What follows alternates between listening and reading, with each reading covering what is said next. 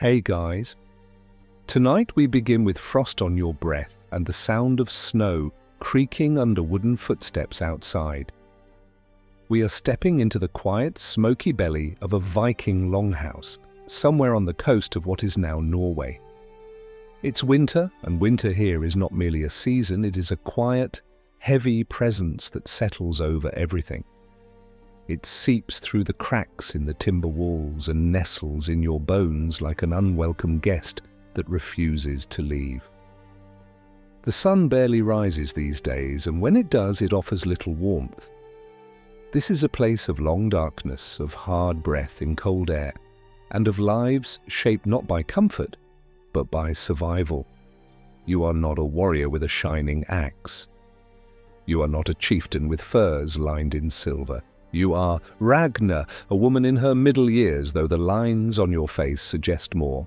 The years are hard here. They carve deeper than time would in gentler places. Your body aches before it even moves.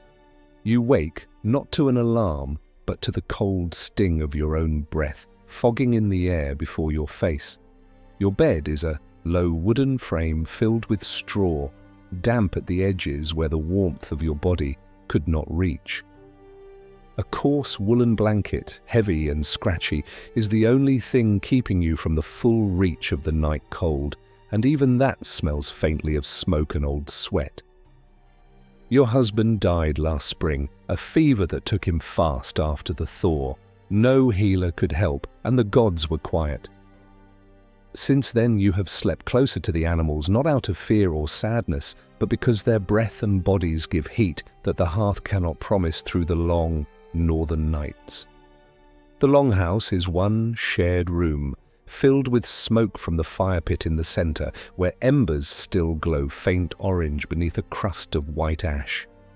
The chimney is a hole in the roof, but snow has drifted over it, slowing the draft, making the air thick and woolen with smoke. Somewhere in the darkness, your youngest stirs. She coughs softly, the sound dry and crackling.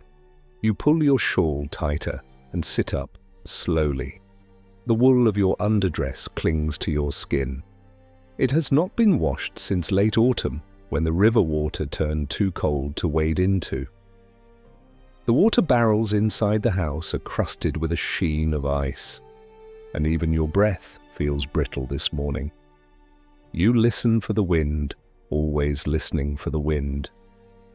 Not because you fear it, but because it tells you what kind of day it will be. Today, it is low, distant, the kind of wind that whispers rather than wails, and that is almost a kindness. You cross the room barefoot, stepping carefully over the sleeping forms of your children, wrapped in furs and curled into each other like otters in a nest. Your foot hits a cold patch of spilled water. The shock travels up your spine like lightning, but you do not cry out. Pain is part of the mourning here. You reach the fire and feed it a few splinters of birch bark, dry and curled like old parchment. They catch quickly. The smell of smoke sharpens. You add a twist of dry dung from the pile beside the hearth. It crackles, it smells, but it gives heat. That's what matters. The goats bleat faintly from the partition near the rear wall. They are restless, hungry, just like everyone else. You will feed them when there is light enough to see their eyes. For now, you kneel beside the fire, rubbing your hands together. Your knuckles are rough, skin cracked in places from days of weaving and chopping and hauling buckets that froze at the rim before you reached the longhouse door. This is what winter means here. It means motion, even when you are tired. It means patience, even when you are aching. It means doing what must be done because there is no one else to do it.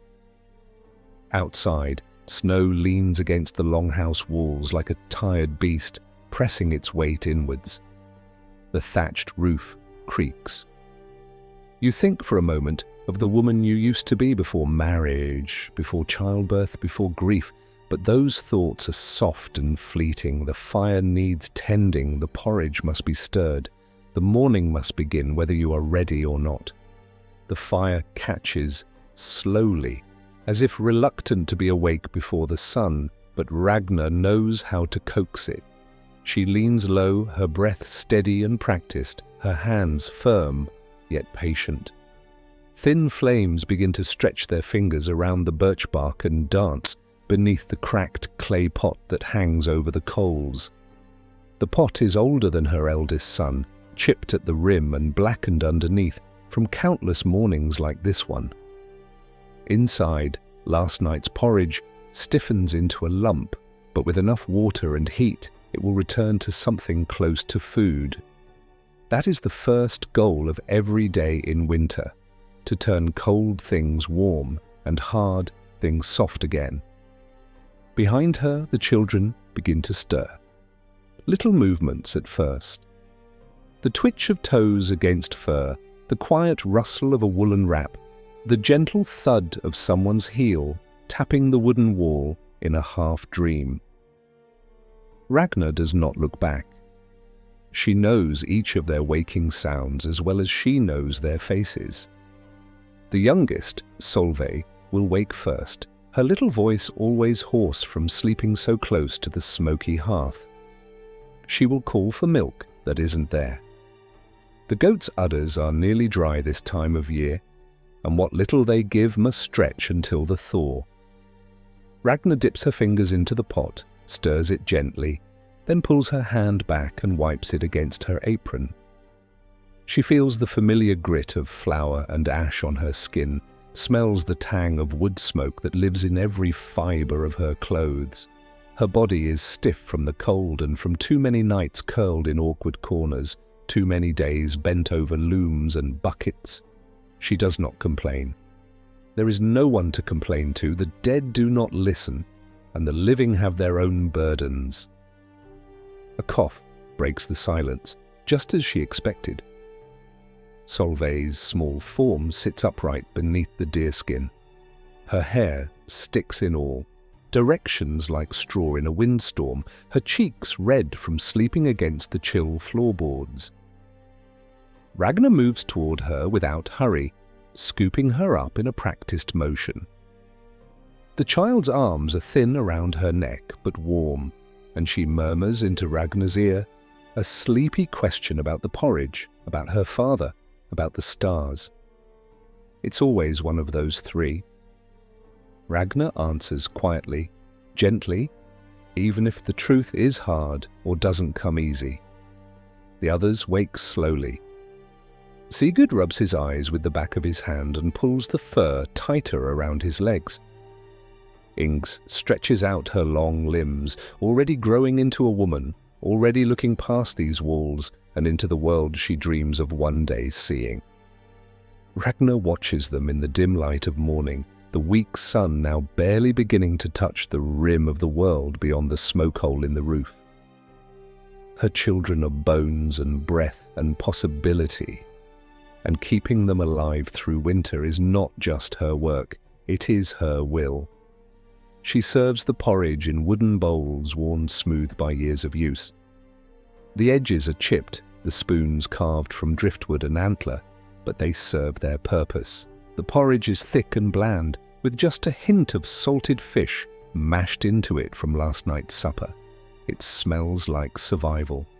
The children eat slowly, cheeks puffed with each hot mouthful, while Ragna crouches near the fire, watching, making sure no one gulps too fast, that the pot is not tipping, that the logs do not shift dangerously.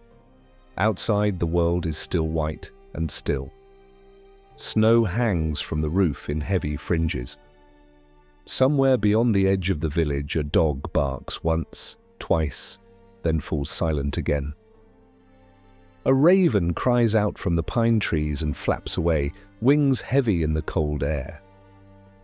These sounds are normal. These are the markers of life continuing, and that is what Ragna listens for. The absence of sound is what brings worry. Stillness too deep, silence too long, means something has gone wrong. But not today. Today is just another winter morning in the far north, one where breath and ash and porridge mean that you have, for now, survived. The porridge was gone by the time the sun had lifted itself a little higher behind the clouds, though it never truly broke through. This was not the kind of morning where the sky turned golden or blue. It hovered instead in a murky grey, the colour of worn wool draped across the sky with no intention of brightening. The fire crackled low in the hearth, lazy now that its first duty was done, and Ragna knelt beside the smouldering wood with her hands wrapped around a bowl, scraping the last cool dregs from its bottom with the edge of a spoon that had belonged to her mother. There wasn't enough to fill her stomach, but that didn't matter. The children had eaten. That mattered. The Longhouse was awake now, not lively, not noisy, just steadily alert, like the body of a sleeping animal that had opened one eye. Sigurd and Inga were pulling on their boots, rough leather still damp from the snow they'd trampled through yesterday when they fetched firewood from the stack behind the stable. Solveig had returned to the furs, sitting beside the goat pen with her thumb in her mouth, watching the animals through the slats. They blinked slowly, huffing warm breath into the cold air, and one of them nosed the wooden bucket Ragna had left earlier, hoping it would magically fill itself with grain. But grain was running low. Ragna had counted the sacks last night in the lean-to where they were kept, tied shut with cords that frayed a little more each time she undid them. What was left would need to be stretched, and not just for the goats.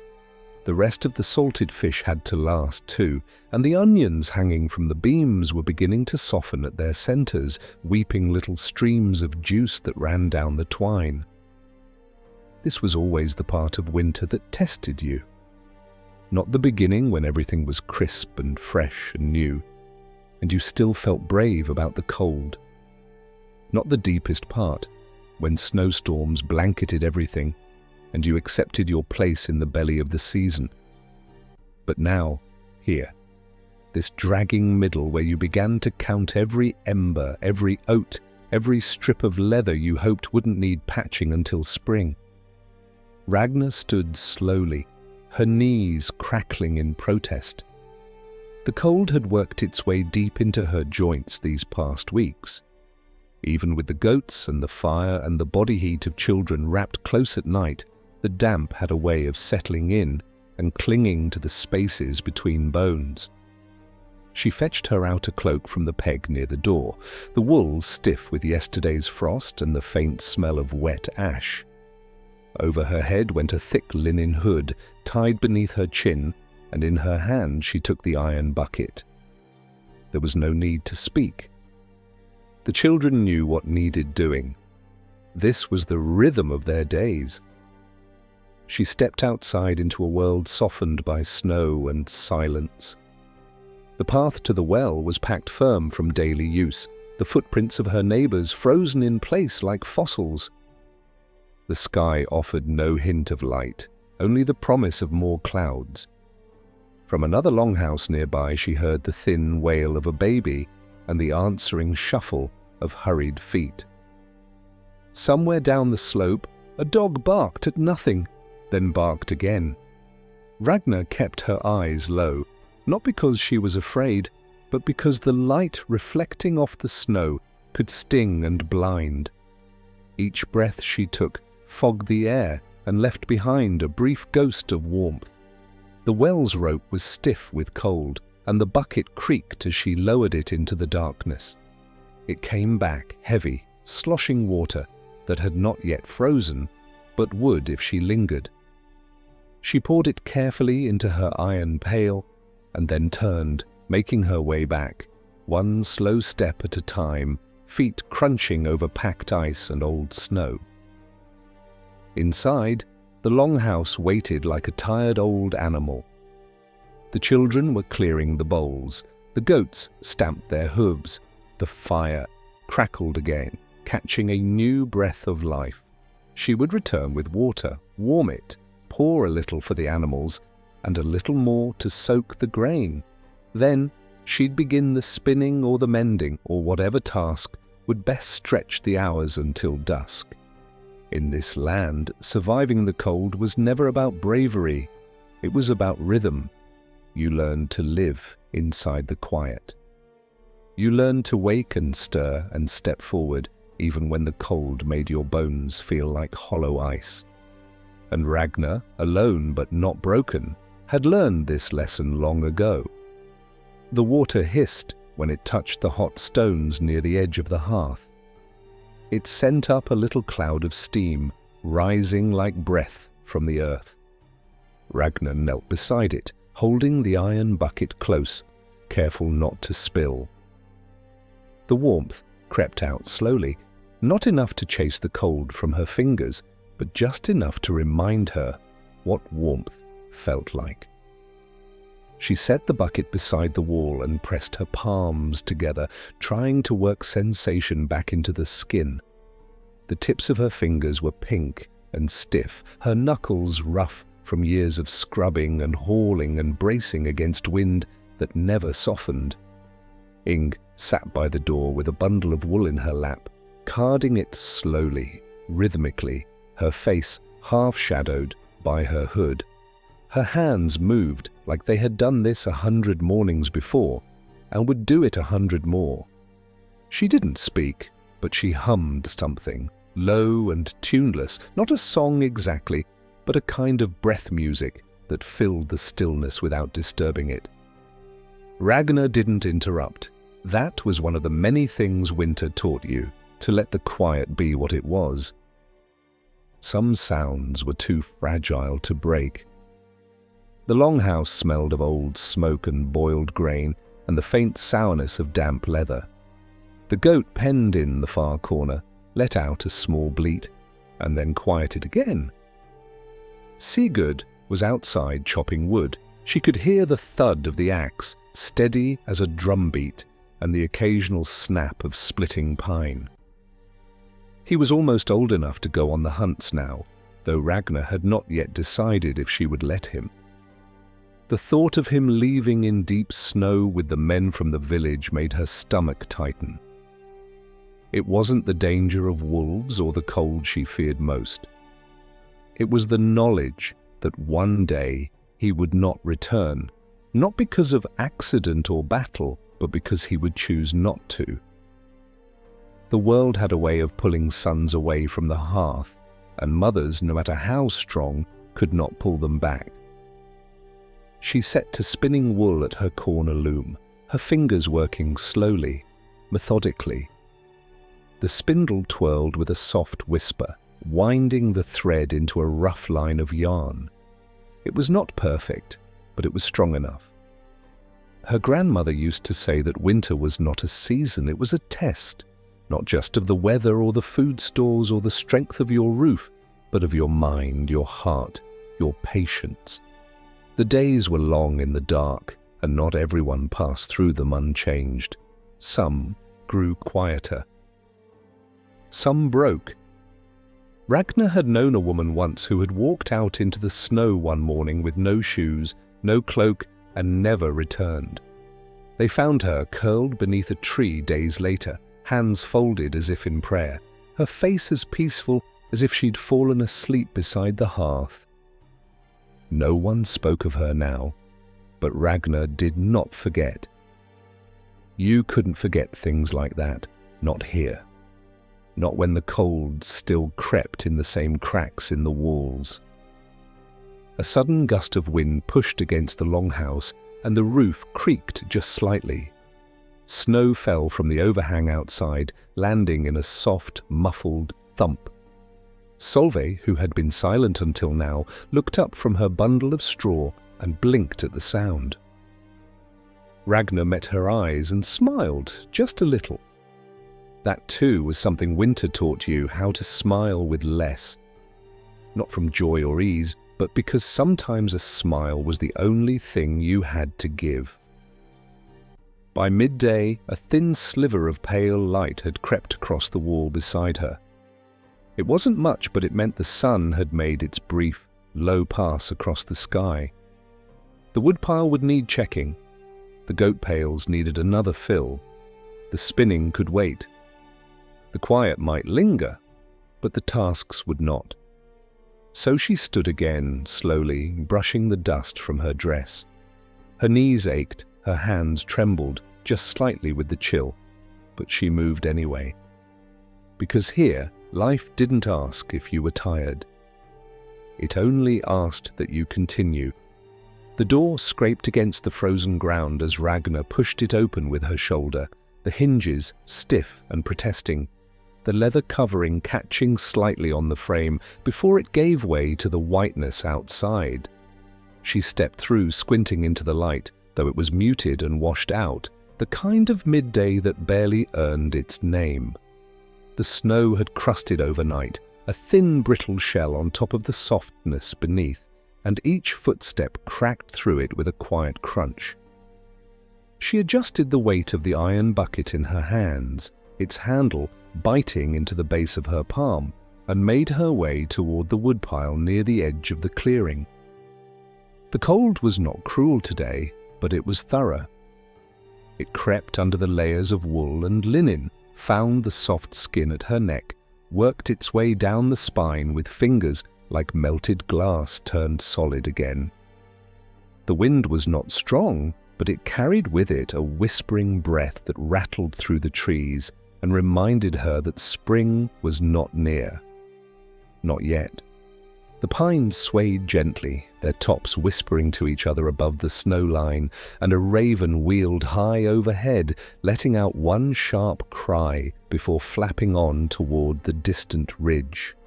Ragna didn't watch it for long. Birds could fly. She had buckets and wood and goats and a house full of lives depending on her. The woodpile stood tall, though not as tall as it had in autumn. Chopped logs, stacked neatly by her son and his uncle months ago, were now iced around the edges, a few coated in snow, others dry where the overhang protected them. She set the bucket down with a muffled clang and began gathering pieces, her hands moving with the efficiency of someone who did this daily, even when her fingers ached or her back resisted. She could carry 6, maybe 8, if she wedged them right against her chest. It would be enough for the evening. There would be more to bring later. There was always more. As she turned to head back toward the longhouse, her foot caught slightly on a patch of uneven ground hidden under the snow, and she staggered, not falling, but jolted enough for the wood to shift against her arms. One log slipped free and landed in the snow with a dull thud. She stood still for a moment, not because she was hurt, but because the jolt had stirred something else. A memory, uninvited, surfaced behind her eyes. Her husband had fallen like that once, not long after Sigurd was born, when the snow was wet and heavy, and he had been hauling timber down from the ridge. He had laughed then, a full laugh that steamed in the cold air and made her smile despite the ache in her body from the baby. That was before his last illness, before the cough and the fever and the long night of silence that had followed. She had buried him when the ground was still soft, before the frost returned and made the earth unyielding. She blinked the cold from her lashes and bent to retrieve the fallen log. No use carrying ghosts in your arms when you had firewood to gather. The wind stirred again, brushing her face, and she drew her scarf tighter. The longhouse loomed ahead, dark against the snow, its roof laced with frost, the edges curved slightly under the weight of months. Smoke drifted from the hole in the roof, rising slowly before the wind pulled it away. That smoke meant warmth, it meant life continuing inside, small and steady. She opened the door with her shoulder again, this time more carefully, and the scent of burning pine and damp wool greeted her like an old, familiar voice. The children looked up as she entered. Ink moved to help without a word, taking some of the logs from her arms and stacking them near the hearth. Ragna nodded slightly, grateful but tired. Her cheeks burned as they thawed, her hands prickling back into sensation, the way they did every day. She set the last of the logs down and turned to check the pot over the fire. It was still warm. That was something. Outside, the snow pressed quietly against the world, as if trying to listen in. Inside, Ragna crouched by the hearth again, the work never done but always waiting, and began to stir the coals. The fire had grown again, not into a blaze, but into a low, even pulse of heat, the kind that breathed warmth back into the bones, a comfort that worked slowly from fingers inward. Ragna sat cross-legged beside it, the ache in her knees dulled by the warmth on her shins, her palms resting on her thighs, her back against the thick post that held the roof beam steady. Her breathing matched the soft rise and fall of the smoke curling from the coals. The sounds of the house were soft, almost hushed, and for a moment the stillness settled gently over everything like the snow outside, not cold, but calm. She reached for her spindle, letting it roll against her palm, the wool trailing from the distaff in a soft line, coarse but ready. Her fingers began the familiar motions, twisting and pulling, the wool tightening into thread that wound itself into a growing length. The fibers tugged against her fingertips, each pass rubbing just enough to remind her of the skin she'd long ago hardened with this daily work. Spinning had been one of the first things her mother taught her, not as a lesson, but as an inheritance. Her hands remembered even when her mind wandered. She watched the flames flicker between logs and allowed her thoughts to drift. She saw her mother's face in the firelight, sharp and weathered, always with something in her mouth to chew or mend. She could hear the sound of her voice, not soft, but steady, reciting stories of the old gods while her hands twisted yarn and her feet pressed the treadle. The longhouse she'd grown up in had been smaller, darker, shared with more animals than people at times, but the fire had been the same, and so had the rhythm. She smiled faintly to herself, a smile worn thin but honest. Memory had a way of warming you differently than fire. Across the room, Solveig was bent over a piece of kindling with a dull blade in her hand, carving not for usefulness, but curiosity. Her tongue poked from the corner of her mouth in concentration, and her brow furrowed as she scraped tiny curls of wood from the stick. Ing sat nearby, patching a tear in one of Sigurd's tunics, her needle flashing briefly in the dim light, the thread pulling tight in a quiet snap. The goats snorted occasionally, shifting in their straw, and from above came the soft creak of the roof, settling under the slow weight of the day's snow. Everything felt wrapped in a thick woolen hush, like the whole house was held in a quiet breath that hadn't yet been released. Sigurd returned not long after, his cheeks red, his hair damp with sweat despite the cold. He dropped an armful of small branches by the door and wiped his brow with the back of his sleeve before trudging to the hearth to warm his hands. Ragna watched him as he crouched, palms extended toward the glow, his shoulders slumping with quiet exhaustion. She didn't speak. He was strong, but the strength had come at a cost. He had stopped playing some time last year, his voice growing steadier, his laugh rarer.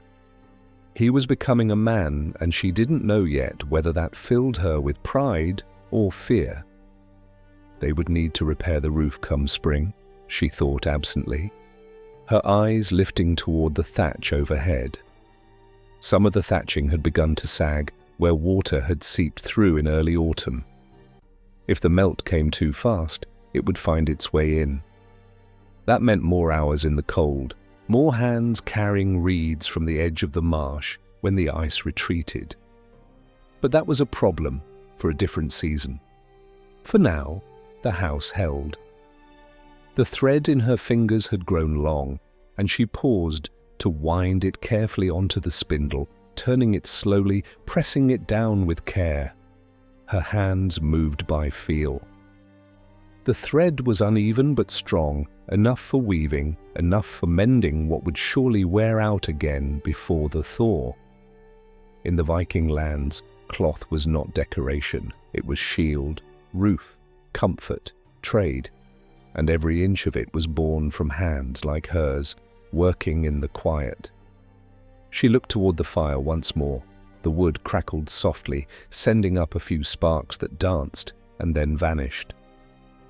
Outside, the wind shifted again, brushing against the longhouse like a passing thought. Inside, Ragna leaned back just slightly and closed her eyes. The world beyond could wait. The light had begun to change again. It wasn't bright to begin with, but by now, even the grey of midday had faded into the deeper tone that marked the approach of dusk. Outside, the snow reflected a dull blue like steel left in water, and inside the longhouse, the shadows stretched farther, softened at the edges, overlapping each other across the packed dirt floor. Ragna moved slowly as she reached for another log to feed the fire. Her back bent carefully, her hands steady. The flames responded with a small hiss and then a curl of orange that rose gently and licked at the new wood. She remained crouched for a moment watching, then sat back with a quiet breath and brushed her hands against her skirt, the soot streaking faint lines into the coarse wool. The longhouse was quiet again. It was a familiar sort of silence, not the tense kind that follows after harsh words or worry, but the kind that fills the air after a long day of small labours. It was a silence earned honestly, the kind you learn to trust. Inga had finished mending and now sat near the far wall, combing her hair with wooden fingers carved from birch. Sigurd lay on his stomach near the fire, staring into the coals, his arms folded under his chin. Solveig had drifted into sleep some time ago, curled beside the goats, with one hand resting on the straw, as if she had fallen asleep mid-thought. Only the soft, occasional rustle of animals and the pop of the fire broke the stillness, and Ragna found herself grateful for it. She rose and went to the barrel where what remained of the root vegetables were kept. Inside, the cold had preserved the last of the carrots and parsnips and one turnip that had started to wrinkle slightly at the top. She chose carefully, fingers quick but gentle, selecting what could be spared for stew. It would not be much, but in this season, enough was a blessing. She filled the small iron pot with water and brought it to the fire, setting it low beside the flames to begin the slow boil. It would take time. Everything worthwhile did. As she worked, her mind wandered again, unbidden, to the days when her husband had taken that task for her. He had liked cooking, though he would never admit it outright. He'd always pretended it was beneath him, the work of a woman, but he took quiet pride in the taste of the broth when he stirred it, and he had a habit of licking the spoon and nodding to himself when he thought she wasn't watching. Ragna had caught him doing it often enough that she'd begun to leave the cooking to him more often during winters. It had made him smile. She remembered that smile now, not with sharp pain, but with a slow ache, the kind that didn't bring tears but never fully left either. She stirred the water slowly with a wooden ladle, watching the bubbles begin to gather at the edges of the pot. The room smelled faintly of smoke and old stew, and the bitter iron of cold air. Outside, the wind was picking up again. She could hear it now, brushing against the timbers like soft fingers searching for cracks. It would be another cold night. She would have to bank the fire carefully, pile the furs higher, and hope the goats stayed still long enough to share some warmth. She reached for the bag of dried herbs that hung from a beam, crushed a few leaves between her fingers, and sprinkled them into the pot. The scent rose immediately, faint, earthy, calming. A little thyme, a little dried garlic from the summer garden, enough to give the stew a memory of flavor, even if the vegetables themselves had long lost their sweetness. The children would eat it without complaint. They had learned better than to waste words on wishes for more. Wishes did not feed you. Work did. As the first notes of night settled over the longhouse, Ragna sat back again, her hands wrapped loosely around her knees, her eyes following the smoke that wound its way up toward the roof. There was comfort in the repetition of these days. There was sorrow too sometimes, but never without its opposite. A fire still burned, a roof still held, the pot still warmed, and for one more night they were safe inside it all. The smell of the stew drifted lazily through the longhouse, soft and familiar, filling the space with something that almost resembled comfort. It wasn't rich or hearty. It didn't carry the full-bodied warmth of meat or the sharpness of fresh greens long since gone from the root cellar. But it smelled like nourishment, like the kind of food that told the body it would go on another day. The steam curled upward in thin ribbons from the rim of the pot, catching the firelight like breath in cold air. Ragna leaned closer, not to taste it just yet, but to feel the warmth against her face. It was a poor substitute for sunlight, but it was what she had, and that had to be enough. The children moved slower now, worn down by the weight of the day. Their energy folded in on itself like a blanket returned to the shelf. Sigurd sat cross-legged near the wall, picking bits of bark from his sleeves. Inga had returned to her carving, the small blade, sliding carefully along the edge of a scrap of driftwood she'd found last summer down by the shore. It was becoming something, though Ragna couldn't yet see what. A figure, perhaps, or just a shape to hold in her hand when the dark grew too thick.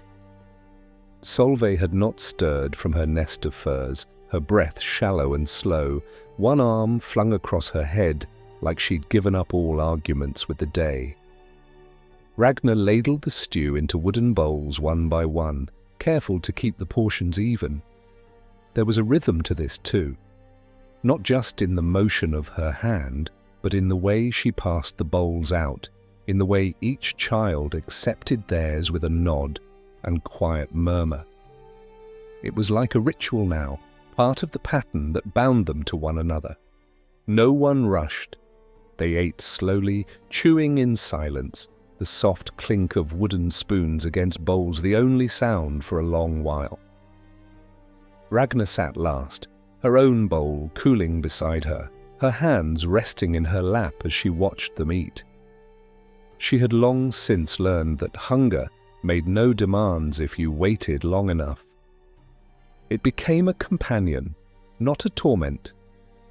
The night settled heavier as the last of the daylight faded completely, and outside the longhouse the world withdrew into snow and starlight. It was the kind of cold that carried weight, a stillness that pressed against the walls and roof like a quiet threat, not angry, just insistent. She had known winters where roofs had cracked under snow, where the wind found seams in the wall and made sleep impossible. This house, this winter, still held, but the memory of others never left her entirely. It lived at the back of her thoughts like a shadow that moved when the fire flickered. Once the bowls were scraped clean and stacked, Ragna rose to bank the fire. She moved with care, piling the thicker logs to one side, spreading ash over the base to preserve the heat. She added a few more coals, shifted one stubborn log that hadn't caught properly, and watched until the flames flared enough to promise they'd hold through the first hours of sleep. The fire was more than heat. It was light. It was safety. In this world, fire was the one thing that kept the night from swallowing everything. She sat again with her back to the wall, pulling a fur over her legs, the old familiar weight of it pressing down in a way that reminded her of her husband's arm across her side in the dark. That memory surfaced quietly now and again, not as pain, but as a kind of echo. She could almost hear his breathing in the silence, the way he used to mumble half-thoughts just before sleep took him. She didn't close her eyes. Not yet. Instead, she looked toward the ceiling, toward the faint draft that tickled down from the smoke hole, and imagined the stars she couldn't see. The children had begun to drift. Sigurd lay on his side, eyes half-lidded. Inga curled up with her carving tucked under one arm. Solveig murmured something in her sleep, unintelligible but soft. Ragna listened to the rise and fall of their breath, to the slow heartbeat of the fire, to the distant hush of wind beyond the wall. These were the sounds that told her everything was as it should be. For now. She let her head rest back against the post, eyes still open, fingers curled loosely in the fur. The house was dim. The cold waited outside. But here, in this moment, they were safe. And in a winter like this, that was everything. The fire had settled into its nighttime rhythm, no longer leaping but glowing, its heart a bed of coals pulsing softly like a living thing. The tallest flames had sunk into red quiet, their crackle replaced by a faint shifting sound as logs adjusted themselves in the heat. A low golden light pooled across the longhouse floor, just enough to see by if your eyes had adjusted, not enough to make the shadows feel any smaller. Ragna sat still beside the hearth, her legs wrapped in fur, her hands tucked beneath her arms for warmth, not quite ready to sleep, not quite willing to be the last one awake. The house had stilled around her, each corner occupied by the familiar shapes of sleep. The children breathed steadily, each in their place, bundled and curled, their faces turned to furs and walls and dreams. Even the goats had gone quiet, their occasional stirring reduced to a soft rustle of straw or a faint exhale that melted into the dark. This was the hour Ragna both dreaded and treasured, the hour when all tasks had ended and the world outside had grown too deep in its silence to ignore. It was not a time for noise or work. It was a time for holding your thoughts in your lap and examining them in the firelight, whether you wanted to or not. Her body ached in the usual places, a steady throb in her knees, a sharpness between her shoulders from the way she had hunched while spinning, a tightness in her lower back that had begun after her second child and never truly left. These aches didn't trouble her so much now. They were a part of her, like old friends who overstayed their welcome but brought no great harm. What troubled her more in the quiet was the thinking. The way her mind slipped between memories and worries like a fish darting beneath thin ice, too fast to catch, too stubborn to leave alone.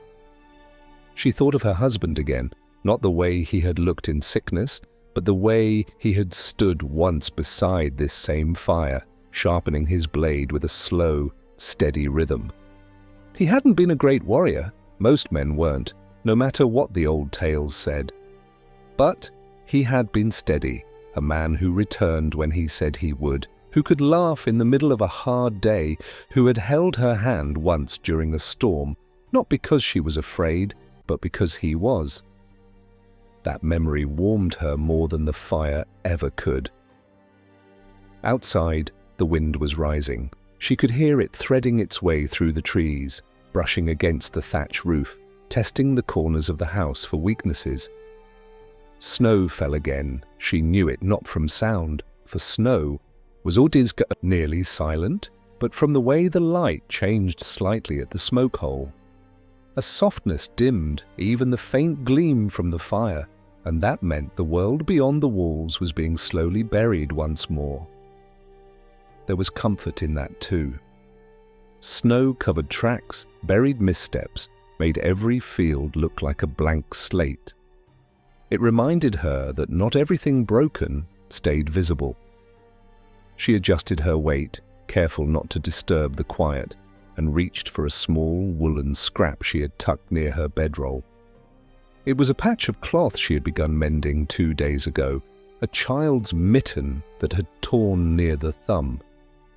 Her fingers found the needle more by feel than by sight, and she began to stitch, not out of urgency, but because the motion gave her something to hold on to. In the night, movement mattered. Idle hands invited darker thoughts. As the minutes passed, she felt the warmth of the fire fading just slightly, the room growing cooler in subtle ways, the air brushing her cheek, colder than before, the tip of her nose stinging faintly. She would add another log soon. Not yet. The timing mattered. Too early, and the wood would catch too quickly, wasting its warmth before the deepest cold arrived just before dawn.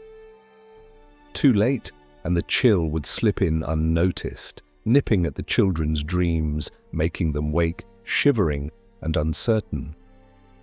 She looked toward them again, each one still and safe, their breath visible in the faint firelight. This was her work, more than the spinning, more than the stew, keeping this quiet alive, keeping the cold just far enough away that her children could sleep.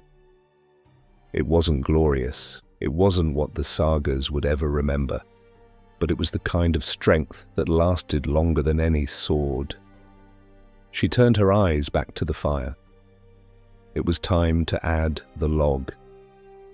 The log she chose was one of the thicker ones, cut clean across a knotted pine, the kind of wood that burned slow and stubborn.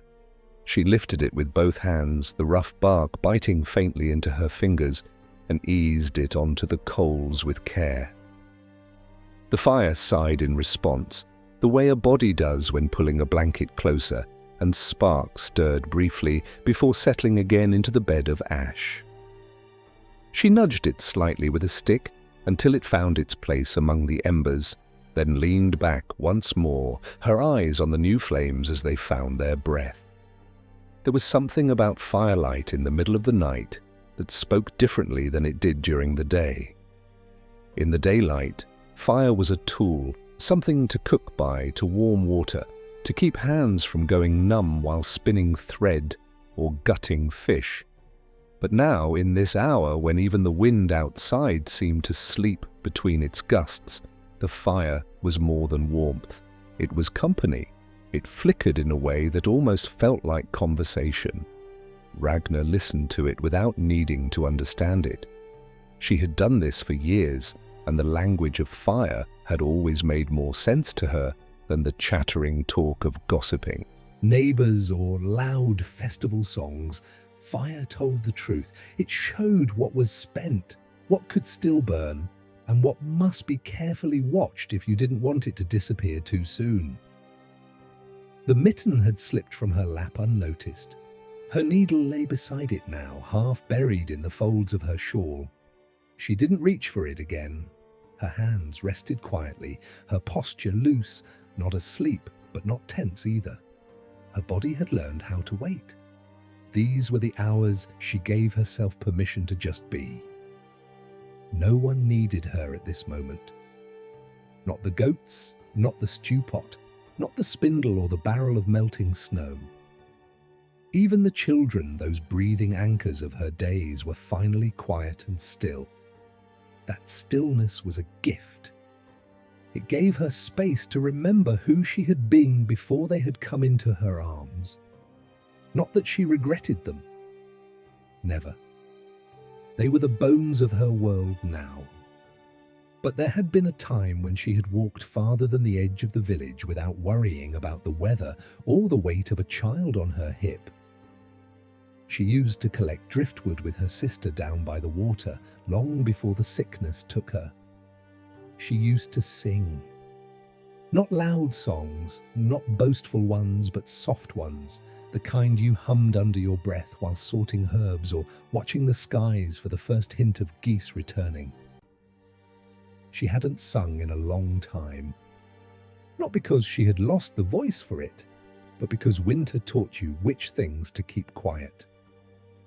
The fire popped, one sharp snap, and a sliver of pitch sparked off the log and landed near her foot. She didn't flinch. She watched it fizzle into ash and disappear. Somewhere above her, the rafters creaked again as the roof adjusted to the new fall of snow. It was a small sound, but it made her glance upward. The thatch would need patching in spring. She already knew which reeds would be ready near the marsh. She had marked them last summer with a twist of grass so she could find them again. That was how you survived here. You thought ahead, not just by days, but by seasons, always watching for the thread that connected one winter to the next. Sleep pulled at her gently, a hand at the back of her neck, an ache behind her eyes. But she stayed upright. Someone needed to hold the silence, to keep it from folding in on itself. In every household, in every scattered corner of the village, there was likely another woman just like her, staring into firelight, holding the quiet with the same care she held her children. It was the kind of work no one ever sang songs about, but it was the reason any songs existed at all. She reached for the fur near her shoulders and pulled it higher, tucking it beneath her chin. The fire would last a few hours more now. That was enough. She let her head tilt slightly, just enough to rest against the wall, and closed her eyes. Not to sleep, not yet, but just to feel what it was like to be warm and still. Her head tilted gently against the wall, not with the heaviness of deep sleep, but the fragile lightness of one caught between waking and drifting. Ragna's breath was even, but not slow. Her mind floated just above the surface of sleep, where thoughts blurred at the edges and memories slipped into one another, like mist curling in on itself. The fire's glow had softened now, its brightest light giving way to a quiet red pulse that painted the beams in smudges of amber. Shadows played low across the walls, long and bent, the kind of shapes that moved when no one looked directly at them, yet vanished when called by name. She didn't dream in full pictures anymore, not often. Her mind offered fragments instead, moments pulled loose from their years and spun into strange, half-shaped visions, a pair of hands stirring bread dough in a wide wooden bowl. The shimmer of sunlight on a summer pond where her sister had once dipped her feet, laughing as dragonflies flitted just out of reach.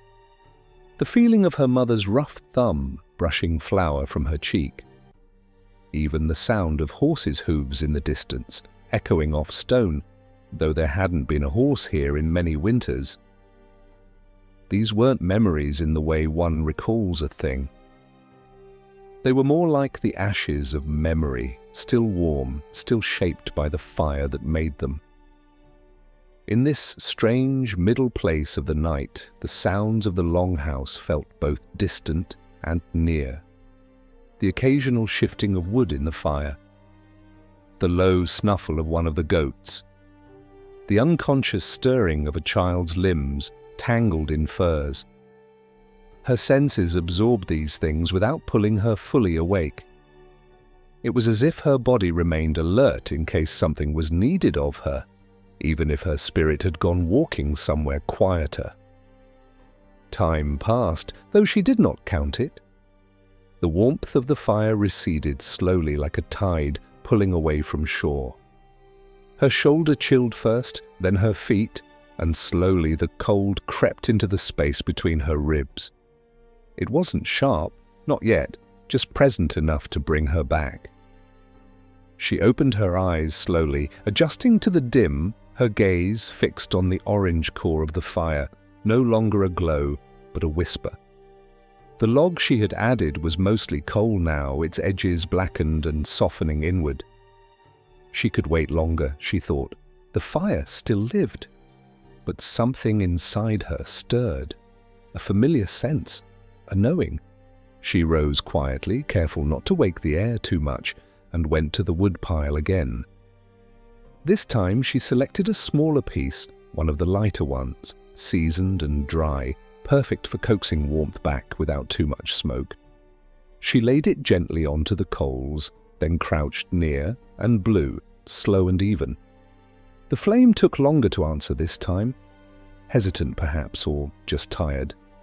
But it came, a soft flicker, then a curl of orange at the edge of the bark, and finally a steady breath of fire pushing outward again. The warmth returned, slowly. It always did. She stayed there for a while, hands extended just enough to feel the heat on her palms, eyes unfocused. She wasn't truly thinking anymore, just feeling, being. The house held around her like a great wooden shell, steady and old, and every crack in the beams, every knot in the timber, had a story she knew without needing to speak it. This house had seen birth and death and laughter and the sting of grief. It had held against storms and hunger and silence. It had watched her raise children, bury a husband, mend wounds that would never fully close. And through all of it, it had remained. It was not strong because it was flawless. It was strong because it had endured. She returned to her place near the fire and wrapped herself in the fur again, her eyes heavier now, the cold kept far enough away to rest once more. The children had not stirred. That was good. The goats lay in their corners, thick bodies warm beneath straw, their breath misting faintly in the air. Everything was quiet again. Everything was whole. As she allowed herself to settle, to finally let go for what remained of the night, she did not pray, for she was not a woman of many prayers. She simply whispered to the fire, as she always did, the same few words that had no need of gods to hear them. Let it hold, let them sleep, let the sun come back. She did not remember falling asleep. It had happened the way snow falls on a quiet field, bit by bit, unnoticed, until the world beneath it disappears. When she opened her eyes, the coals in the hearth had dimmed to a dull orange shimmer, not dead, but low, patient. The kind of heat that held without asking for more. A grey light had crept into the longhouse, faint but certain. Not quite the light of day, not yet, but the kind that came just before. That hour when the cold feels sharpest and the silence carries a different weight, as if the world itself holds its breath before beginning again. Ragna sat up slowly, every part of her stiff and unwilling. Her back ached where she had rested against the wall for too long. Her shoulder burned faintly where the fur had slipped sometime in the night. She brought her hands together and rubbed them, not in haste, but with the tired care of someone who knew that warmth, like time, returned slowly if you treated it gently. Her eyes adjusted to the dimness around her, and she took stock of the house the way a captain might scan the deck of a sleeping ship. Nothing amiss. No sign of leaking snow or wind finding a way in. The children still asleep. The goats quiet. All as it should be. This was the kind of morning that didn't begin with urgency. There were no horns sounding in the distance, no visitors at the door, no sign of danger in the grey hush. It was simply the next day, come as they always did, wrapped in frost and the quiet challenge of getting through it. She shifted the fur aside and stood, slowly, her joints resisting but obeying, and moved toward the hearth. The pot still hung where she'd left it, a shallow pool of stew remaining at the bottom, hardened now with fat and cooled broth. She'd warm it for breakfast, add a little water, perhaps toss in a pinch of salt, if there was any left in the small clay jar tucked behind the beam. It would be enough to start the day. The fire needed feeding first. She knelt before the coals and carefully pushed aside the grey ash to find the ember heart beneath. It glowed in places like the eye of an old creature too tired to open both lids. She laid a twist of kindling on top, then another, whispering into the space between as if her breath alone could urge it back to life. The fire caught slowly, a delicate curl of flame licking upward before pulling back, then rising again. It was like watching something wake from a deep sleep. She stayed with it until the kindling took properly and added a small log, the kind that would catch quickly and give light enough to rouse the room. She stood and moved toward the wooden barrel near the door, ladled out a scoop of water with fingers still stiff, and drank. The cold slid through her like river water, clean and unwelcome, but necessary. She splashed the rest into the basin nearby and cupped her hands to wash her face, the chill biting into her cheeks and jolting her the rest of the way into wakefulness. She let the water drip from her chin to her dress and didn't bother to dry it. There was no need. The fire would warm her again soon enough. Behind her, she heard the soft rustle of furs shifting. Inga stirred first, blinking slowly into the half-light, her breath misting faintly in the cold air. Then Sigurd stretching like a cat, his limbs stiff but unwilling to admit it. Solveig remained curled tight, her little fist tucked under her chin, face still pressed to the straw-stuffed pillow. Ragna turned slightly to watch them, and for a moment she allowed herself to feel something quiet and proud. Not pride in the way the men of the village meant it, puffed up and boasting, but the quiet pride of continuation. They had made it through another night. They had risen again, as they had so many times before, as they would need to many times more.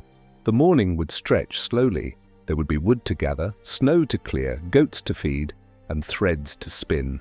None of it urgent, all of it essential. Ragna took one last glance toward the small window slit near the door, where a pale blue hue hinted at the frozen sky beyond. The world was waking again, 1 inch at a time. She turned back toward the hearth where the fire now danced in earnest, and began the day the only way one could out here, by making it hers, one quiet task at a time. The stew warmed quietly over the fire, a slow burble rising every few moments as Ragna stirred it with the worn wooden ladle.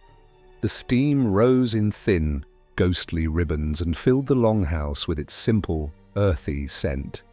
She could almost name each note in the air. The sweetness of carrots softened overnight, the faint bitterness of root ends boiled down into broth, the salt that lingered as memory, more than a flavor. It was not a feast, but it was food, and in this land, in this season, that was still a kind of miracle.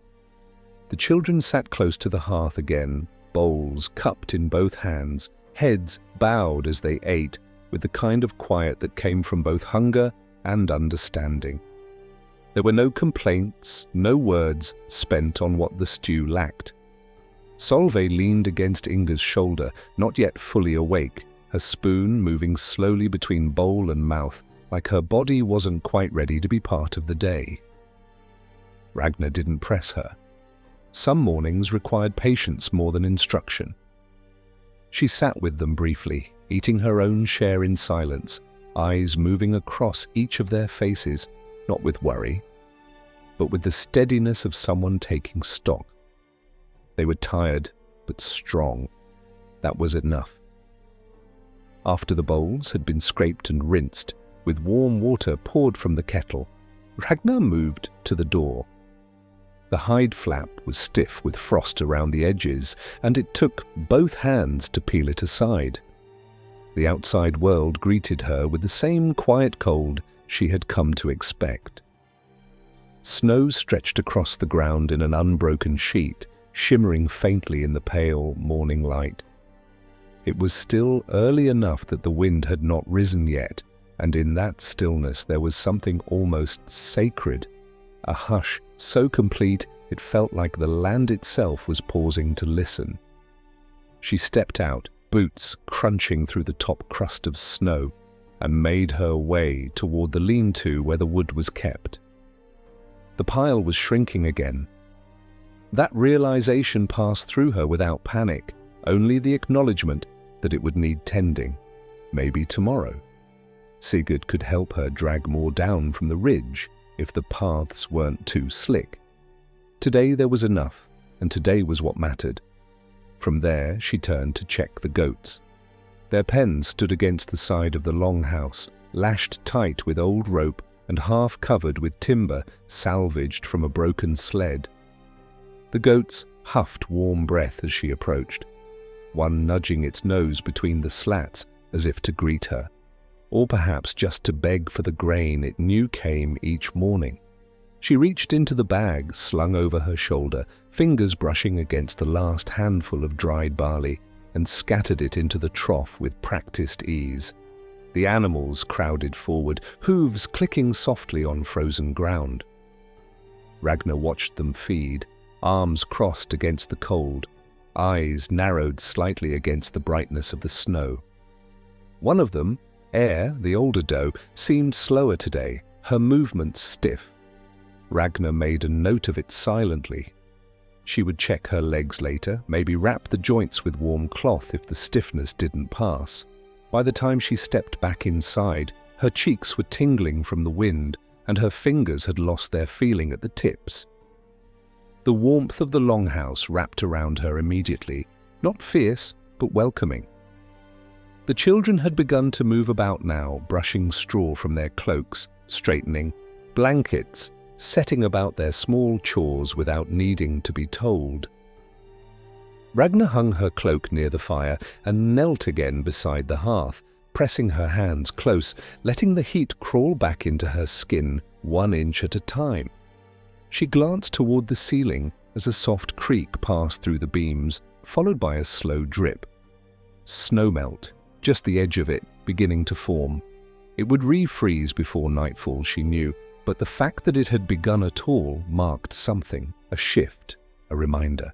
No winter lasted forever, no matter how long the nights seemed.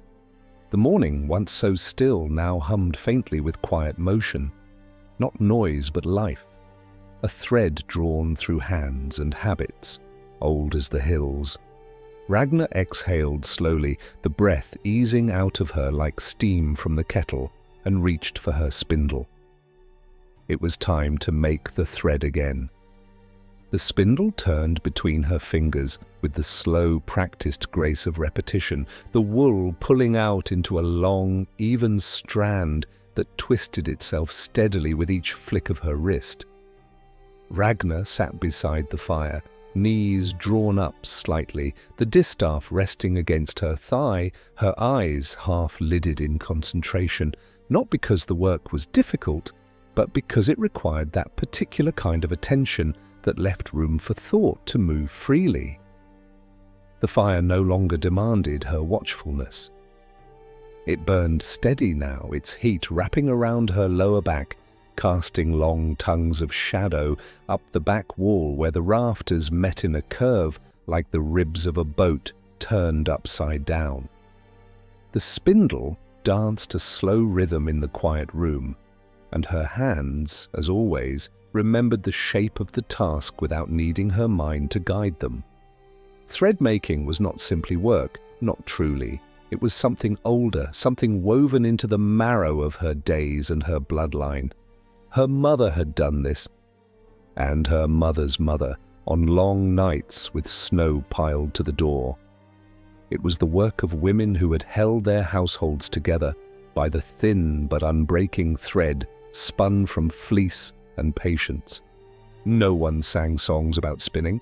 There were no poems or carvings honoring the work of hands that turned wool into cloth, but it was this thread that kept babies warm, that patched the cloaks of warriors, that bound sails to ships which carried men across the sea to write sagas of their own. Ragna thought about this without bitterness. It simply was. The truth settled inside her like the steady beat of her own pulse. She glanced at Inga, who was carding wool in the corner with quiet diligence, her movements still a little stiff, a little unsure but improving. Her fingers moved slower than Ragna's had at her age, but there was care in the way she separated the fibers, and her gaze stayed focused, steady. She would learn. The pace of that learning didn't matter.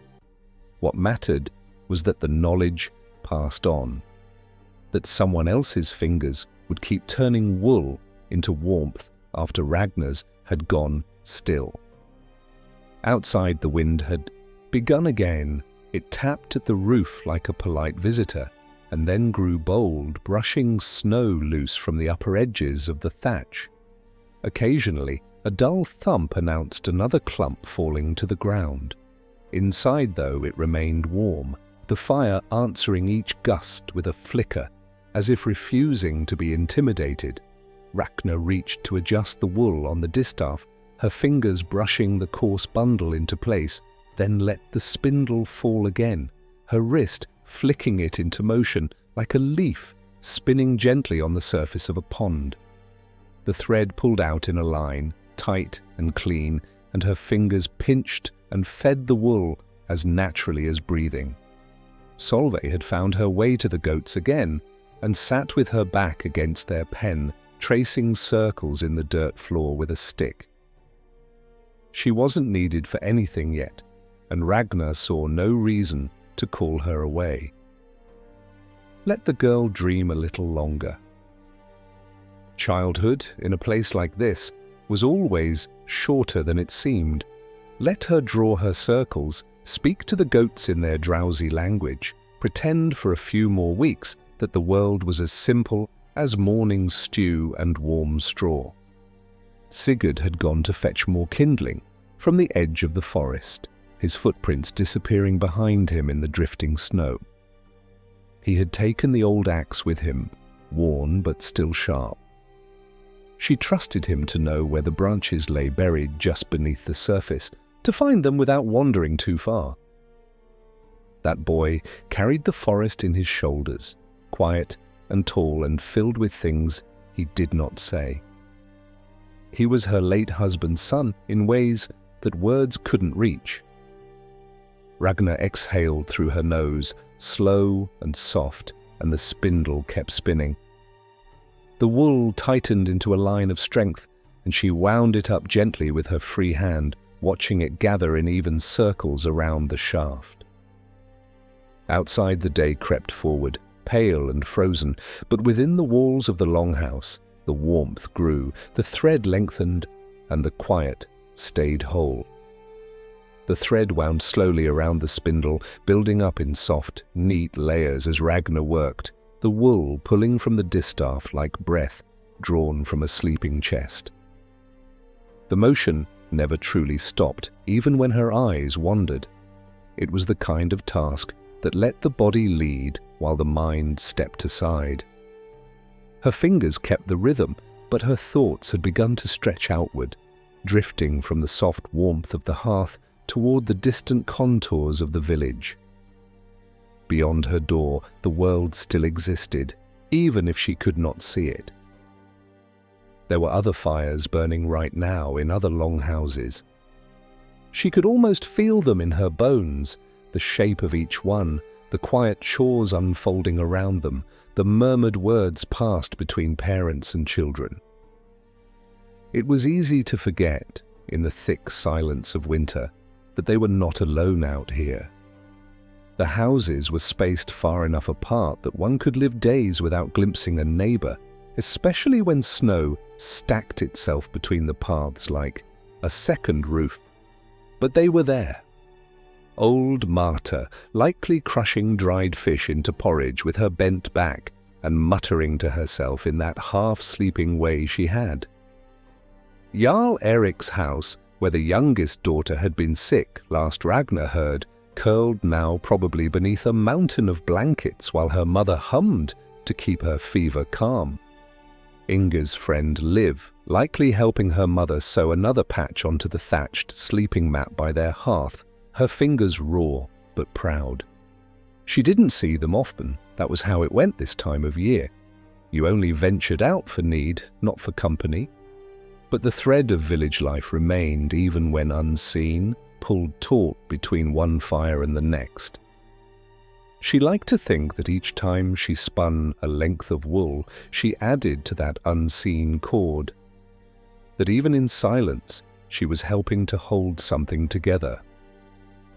Her gaze shifted toward the window slit again, a narrow crack through which a thin line of pale light cut across the longhouse floor.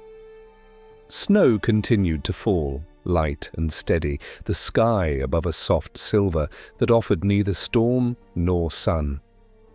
It was the kind of snowfall that lulled the day into softness, made everything quieter. There would be no visitors today, not with the paths this buried. And that too was fine. Days like this didn't need words. They needed only to be carried through, one careful step at a time. Ing rose from her carding and stretched, arms overhead, her spine cracking faintly in the stillness.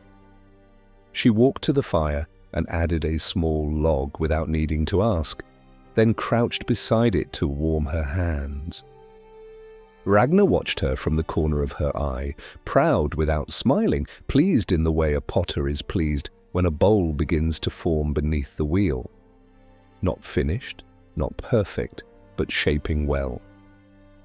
The girl had grown in the last year, not just in height, but in awareness.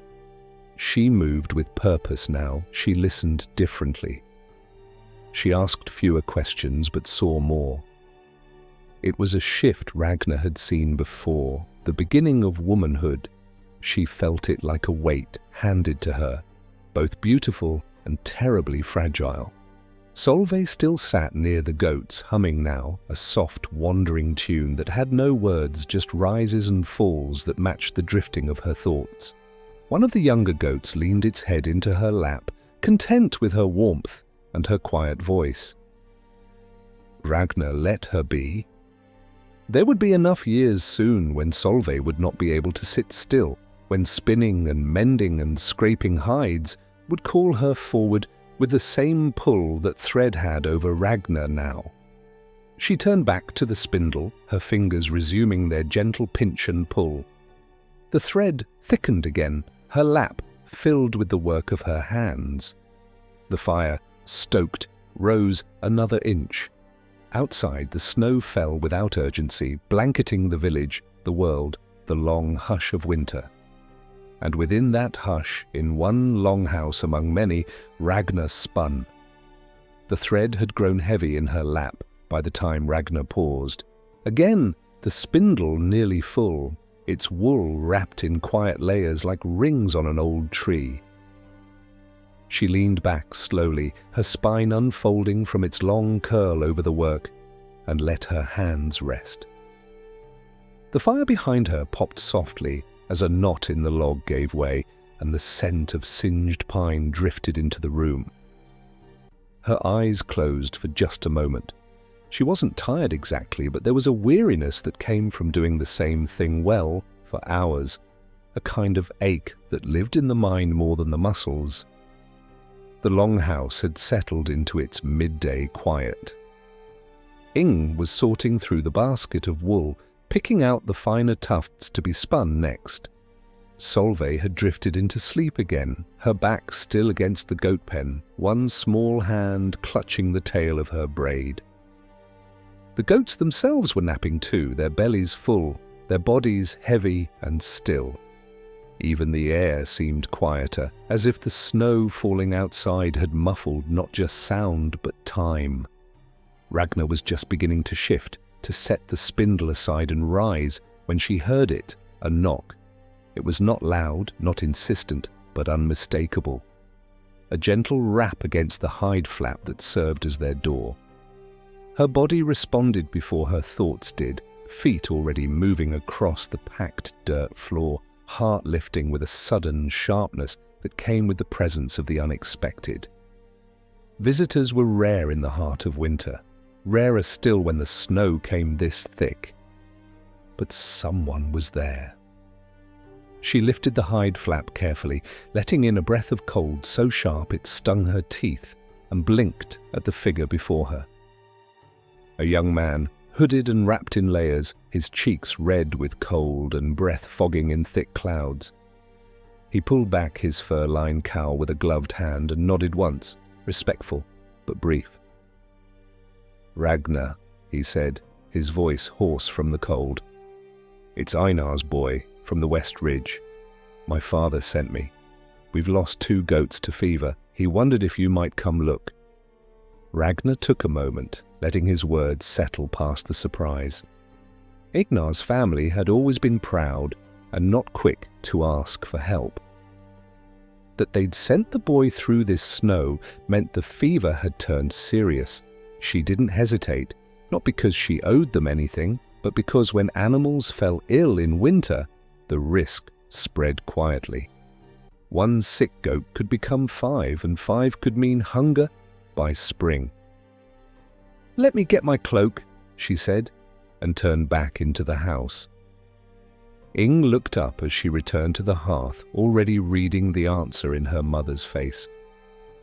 She said nothing, just reached for the heavier fur and helped Ragna tie it tight around her shoulders. Ragna pulled a satchel from the wall, one she kept prepared with dried herbs, clean cloth, and a small pot of pine tar salve. The same bag she had carried many times over the years, to many animals, to many thresholds. She turned to Inga before leaving. "Watch the fire, keep the stew warm. If Sigurd returns before me, tell him where I've gone." Inga nodded once, her face calm, but Ragna could see the flicker of something beneath the surface. Worry, perhaps, or the small fear that always comes when the one who holds the household steps away from it. But she trusted the girl. She had earned that. Outside, the snow met her with silence, the kind that soaked into your skin, even through the cloak, even through your boots. The boy walked ahead without speaking, his pace steady. Ragna followed, her breath pluming out behind her, each step a small promise against the stillness.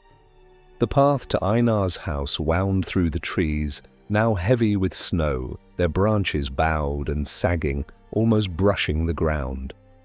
The world was white, sky and earth blending until only shapes remained. But Ragna walked forward, her steps sure. The thread would wait, the fire would hold, and life, even in winter, still reached out across the cold. The snow muffled everything. Each step Ragna took sank softly into the thick crust, leaving behind only shallow impressions that would be erased within hours by wind or the next round of falling flakes. The trees stood tall and still around her, their branches heavy with white, drooping like tired shoulders. Here in the forest, there were no clear paths, just faint memories of ones made weeks before. She followed the boy ahead of her without speaking, watching the way his boots broke the surface and the way his shoulders hunched slightly forward, not from fear, but from the strain of cutting a trail. He was young, but he moved like someone who had already learned how far the winter could reach. Her breath came in short bursts, clouding the air in front of her. The cold had found its way into her cloak now, slipping beneath the layers at her neck, crawling down her spine in small, icy touches. But her legs moved steadily. She had made this walk before, in different winters, under heavier skies and with smaller children waiting behind her. There was a kind of muscle memory to these steps, a rhythm her body understood better than her mind sometimes did. Forward, always forward, that was how things were done here. One foot into snow, the other following. The boy glanced back only once, just to be sure she was still there. She nodded once to him without slowing, and he turned again. She did not need his worry, only his direction. The forest around them creaked now and again, soft groans as the weight of snow shifted in the branches. Every so often a clump would fall from above, hitting the ground with a gentle thud and sending small flakes spiraling outward like feathers from a torn pillow. Ragna listened as she walked, letting the sounds tell her what the forest was doing. No wolves, no distant groan of a falling tree. Just the sounds of deep winter holding everything in place. Her thoughts drifted. That often happened on long walks when the snow and silence stretched out enough to let the past echo into the present. She thought of the first time she had made this journey, years ago, before Sigurd had been old enough to lift the axe. It had been her husband leading then, his hand warm around hers, even though the wind had been sharper than this. He had known the paths better than anyone, had talked to the trees like they were old neighbors. Now the trees stood silent for her, but she still felt him somewhere in the shape of the forest. Sometimes, when the wind shifted, she imagined his voice beneath it. They came at last to the edge of Einar's land, marked only by the way the trees thinned and the smoke from a chimney curled into the pale sky. The house looked smaller than she remembered, sunken deeper into the snow. A thin trail of footprints marked the path from the door to the barn, already fading. The boy turned to her, his face red from the cold, and pointed toward the back. "They're in the lean-to," he said simply. "Da's waiting with them." She nodded and followed him past the longhouse, the smell of smoke and livestock thickening in the air. Her boots crunched over old hay that had been scattered over the ice to keep footing sure. When they reached the pen, she could see Einar standing with his arms crossed, his mouth tight, face drawn not just with age, but with concern. He gave her a grim nod as she approached. "Thank you for coming, Ragna," he said. It came on fast. First one wouldn't rise yesterday morning. The second followed before nightfall. She stepped past him and into the lean-to. The smell hit her first, sickly sweet, the scent of sweat and sickness mixed with damp straw and goat breath. The animals stirred uneasily at her presence, eyes glassy, coats matted. She crouched beside the nearest one, her hand moving to its neck, feeling the pulse, the heat. Fever, yes, but not too far gone. Not yet. She moved gently, speaking in low tones, more to calm the air than the goat itself. Her fingers traced along the joints, the skin, noting every sign like a priest reading runes. Einar waited without interrupting. That was something she appreciated. Too many men felt the need to talk over their worry. He simply watched and let her do the work. She looked up at last and met his eyes. "I'll need fresh pine, ash bark, and hot water, and they'll need to be kept warmer tonight. Straw, if you have any left." He nodded again and turned to his son without a word. And so the work began. Ragna knelt slowly beside the first goat, her knees sinking into the packed straw, the chill from the ground crawling up through her bones, even through the thick layers she wore. She leaned in close, her hand resting against the animal's side, fingers splayed gently to feel the shallow rise and fall of breath beneath its ribs. It was warm, too warm. The goat's eyes fluttered open for a moment, unfocused, cloudy with fever. Ragna didn't speak. She never did during this part of the work. Words would not cool a burning body or quiet the panic that often clung to the edges of a sick creature's heart. Her presence had to speak instead, the calm of her hands, the steady rhythm of her touch, the unhurried weight of someone who had done this more times than she could count. The boy returned with the pine and bark in a bundle, his boots crunching across the frost-hardened earth. Behind him, Einar followed, with a dented copper pot sloshing with hot water that steamed into the cold air like breath from a giant's mouth. Ragna took them without comment, her hands moving already, breaking the pine into smaller sprigs, shaving the bark into long, thin curls.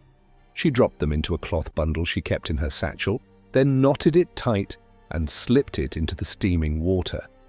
The scent lifted almost immediately, sharp, earthy, biting, a medicine scent, the kind that filled your lungs and made your body believe healing was possible. She moved back to the goat and began to work the salve into the joints, her thumb pressing gently beneath the skin, tracing the heat that had settled there.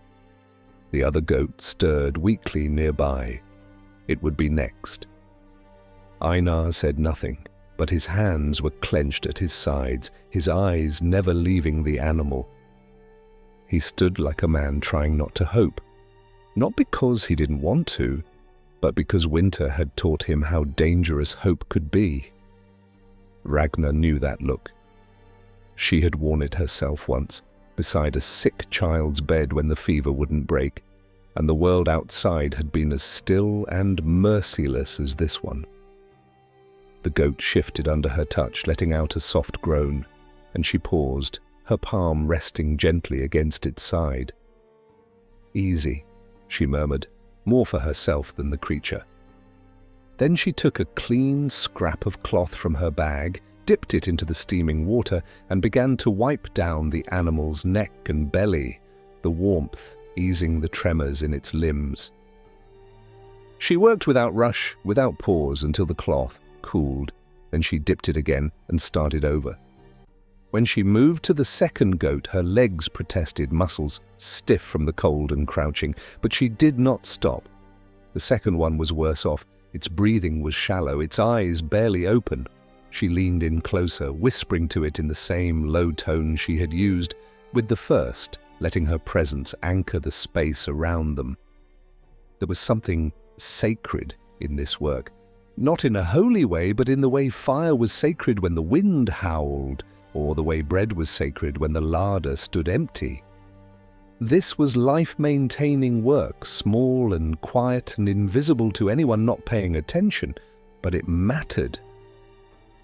Einar crouched beside her now, his weight creaking in the straw. He didn't speak at first, just watched her hands move over the goat's flank.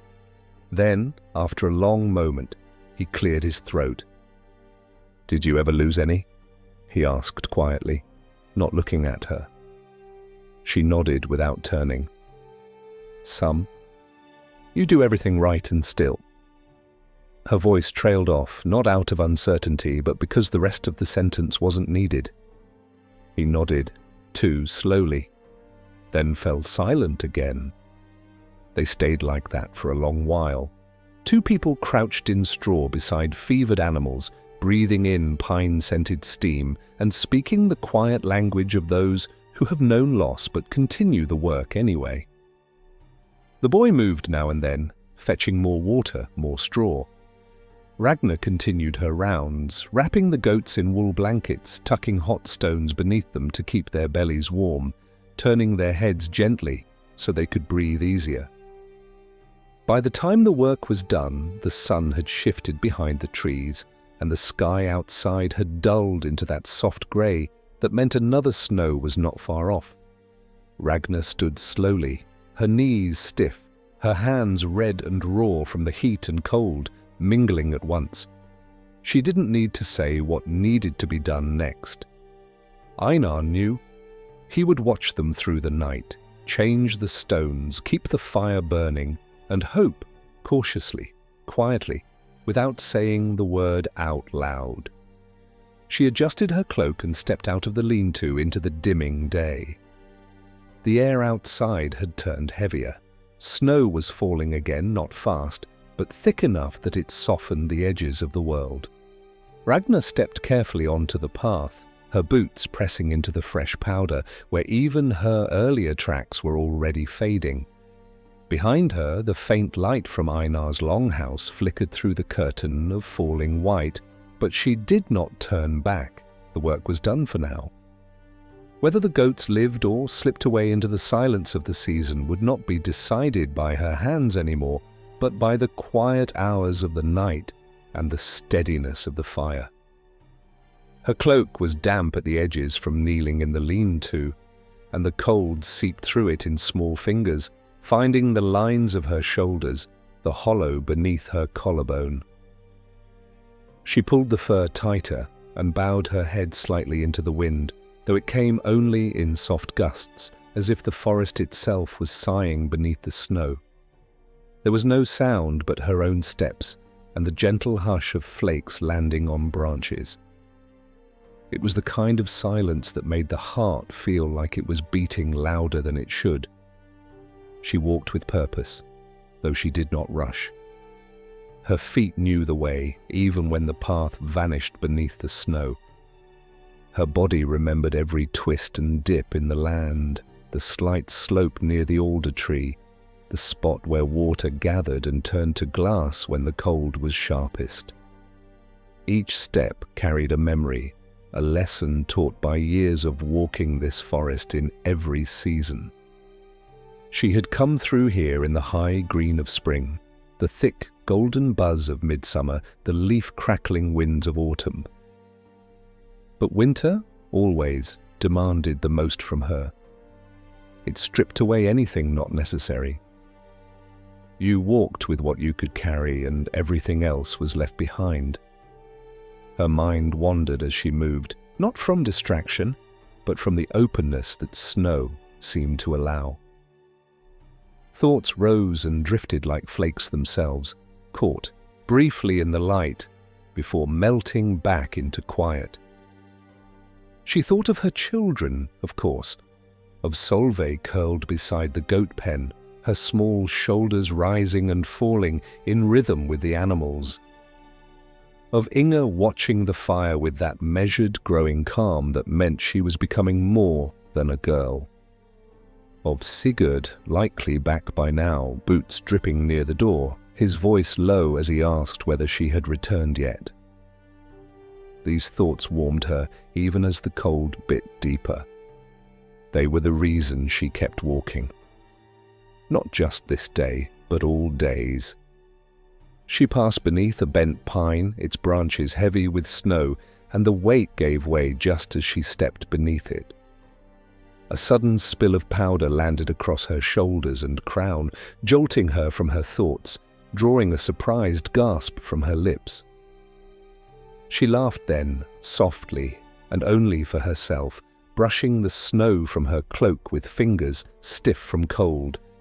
It was the kind of moment that reminded her the forest was not just a backdrop to her life, it was alive, a presence with a humor of its own. The trees began to thin, and she saw the familiar rise of her longhouse roof in the distance, half buried now, its edges softened by snowfall. Smoke rose in a gentle column from the vent in the roof. That was a good sign. Someone had tended the fire. As she neared, she could make out the faint glow from the doorway, and then the shape of Inga appearing in the threshold, peering out, wrapped in her shawl like a sentinel. Ragna lifted a hand, and Inga waved in return, then turned to open the door wide. Warmth spilled out into the cold, and Ragna stepped into it, shedding the weight of snow from her cloak, her boots, her breath. The longhouse greeted her like a living thing, its warmth close and steady, its air thick with the scent of stew and wood smoke. She stepped inside and closed the hide behind her, the snow muffled again by the walls, the night held outside. And in that moment, though nothing remarkable had happened, Ragna felt the quiet satisfaction of return, the kind that said you had done what you could, and the world had let you come home. The warmth clung to her skin as she entered, not like a rush or a flood, but like a blanket being slowly drawn up the length of her body. Her limbs, still stiff from the walk, resisted slightly as she pulled off her outer cloak, shaking the snow from its folds before hanging it near the fire to dry. The damp fabric hissed softly as the heat met it, releasing faint wisps of steam into the air, which curled and vanished just above the hearth. Her fingers, red and tingling, opened and closed slowly, remembering the work they'd done and the ache that followed it. Ing came to her side without a word, taking the satchel and setting it down gently on the bench, eyes scanning her mother's face for any sign of trouble. She didn't ask what had happened at Einar's. She didn't need to. There were times for stories and times for silence. Ing, already growing into the rhythm of those spaces, knew this was the latter. Solveig stirred from her place near the goats, blinking as she sat upright, and rubbed her eyes with the back of one mittened hand. "You're back," she mumbled sleepily, as if the day had moved around her, and not the other way around. Ragna nodded and knelt beside her, brushing a lock of hair from the girl's cheek, fingers lingering just a moment longer than necessary. It was not worry exactly, but the confirmation of presence. Soothe leaned into the touch with a sigh that melted into the warm hush of the room, then crawled closer to the fire without another word. Sigurd sat near the wall, boots removed, sharpening the edge of a blade with slow, practiced strokes. He glanced up as she passed him, his eyes lingering on the wet edge of her cloak and the faint trail of snow she'd carried in. "You walked far?" he said, not as a question, but as recognition. "I did," Ragna answered softly. "But it was needed." He nodded, eyes returning to the blade, and the rhythmic sound of stone against metal resumed, steady as a heartbeat. The longhouse had not changed in her absence, and yet her return filled it again in a way that no fire alone could do. She moved with the quiet authority of someone reacquainted with her place, stirring the contents of the stew pot, checking the level of the water barrel, adjusting the fur at the door just so, as if to reassure herself that all was still well. The walls welcomed her with their quiet creaks. The air was full of warmth and breath and the soft shift of furs. She poured herself a ladle of stew and sat by the hearth, cradling the wooden bowl in both hands. The warmth seeped into her palms as she sipped slowly, letting the salt and root settle into her, grounding her after the cold. It was not a meal of celebration, but of continuity, and that, in a winter like this, was more than enough. Time moved gently around her. Ing returned to her wool, Soothe to a quiet hum. Sigurd finished his sharpening and set the blade aside, then leaned against the wall, arms crossed, watching the fire with a gaze that held something of his father in it. Ragna's thoughts returned briefly to the goats in Einar's pen, to the steam rising from their fevered bodies, the smell of pine and straw, the weight of a life that might or might not be saved. But she let those thoughts pass like smoke. She had done what she could. The rest belonged to the night. Outside, the wind stirred again, brushing against the longhouse in slow exhalations, whispering through the gaps in the thatch. Snow tapped lightly against the roof, a sound so familiar it no longer needed to be noticed. It was simply the voice of the season, always speaking, never urgent.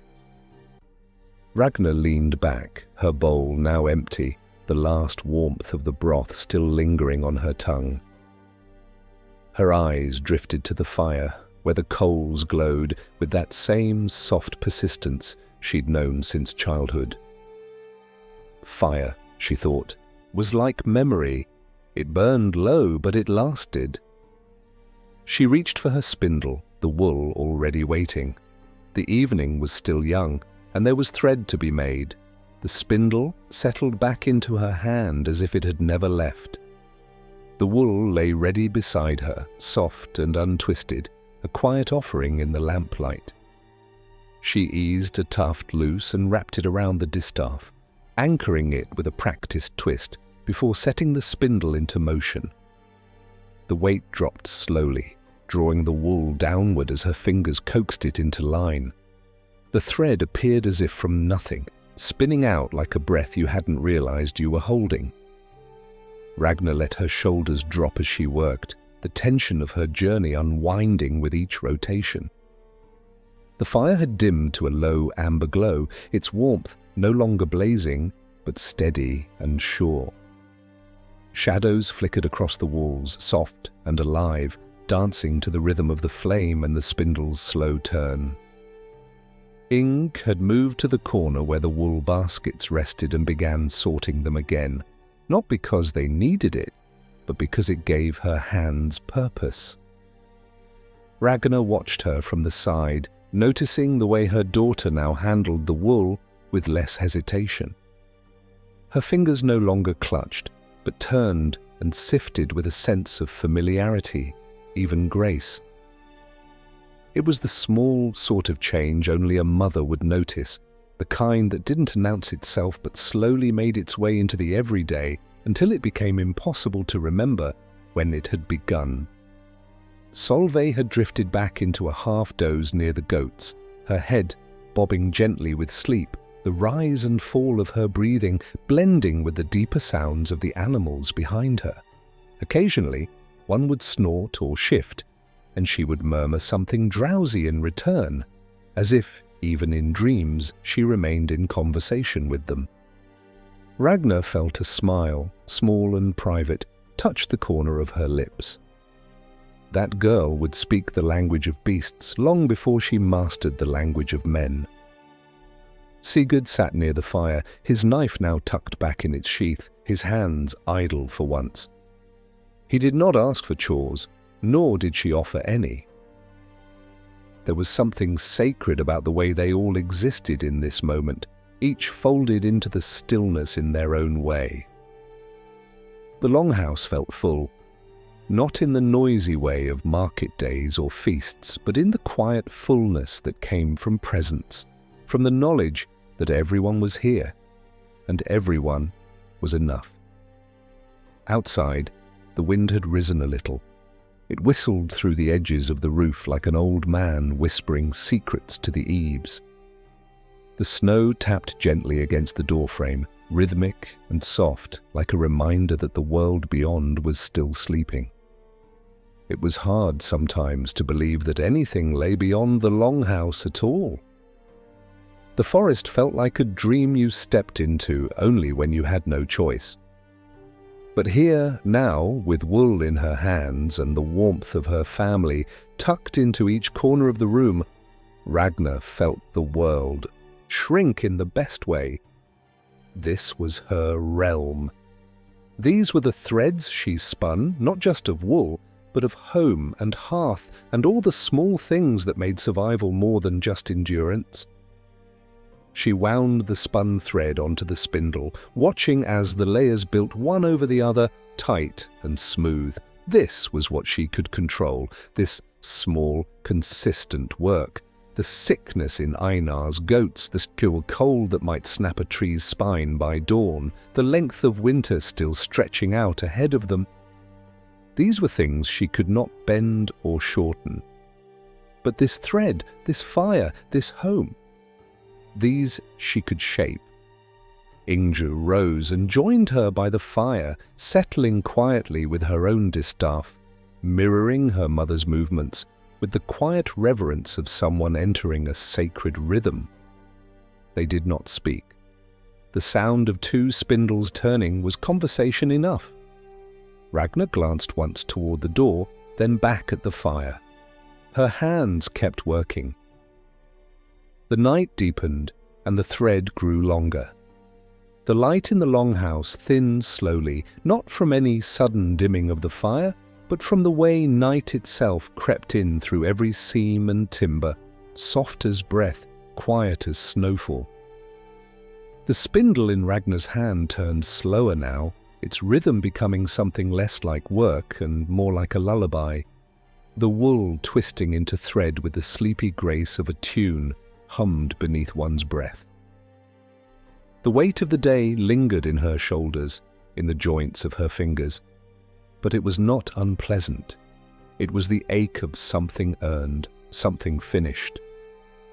Ing had long since stopped spinning. Her spindle lay on the bench beside her, and she sat curled now with a fur draped across her knees, eyes heavy, but still open. Ragna could feel her daughter's thoughts, the quiet ones that came in the in-between hours when no one asked anything, and the world allowed you to simply wonder. Inga was watching the fire, though her gaze had begun to soften at the edges, and her fingers toyed absently with the edge of the wool blanket, as though she were unraveling something only she could see. Solveig had finally surrendered to sleep entirely, her head pillowed against the warm side of the smallest goat, whose body rose and fell with a sleepy patience. Her breath came in little sighs, her thumb resting near her cheek, forgotten, but still close. Ragna knew she would have to lift the child to her bed soon, but she let her stay there a little longer.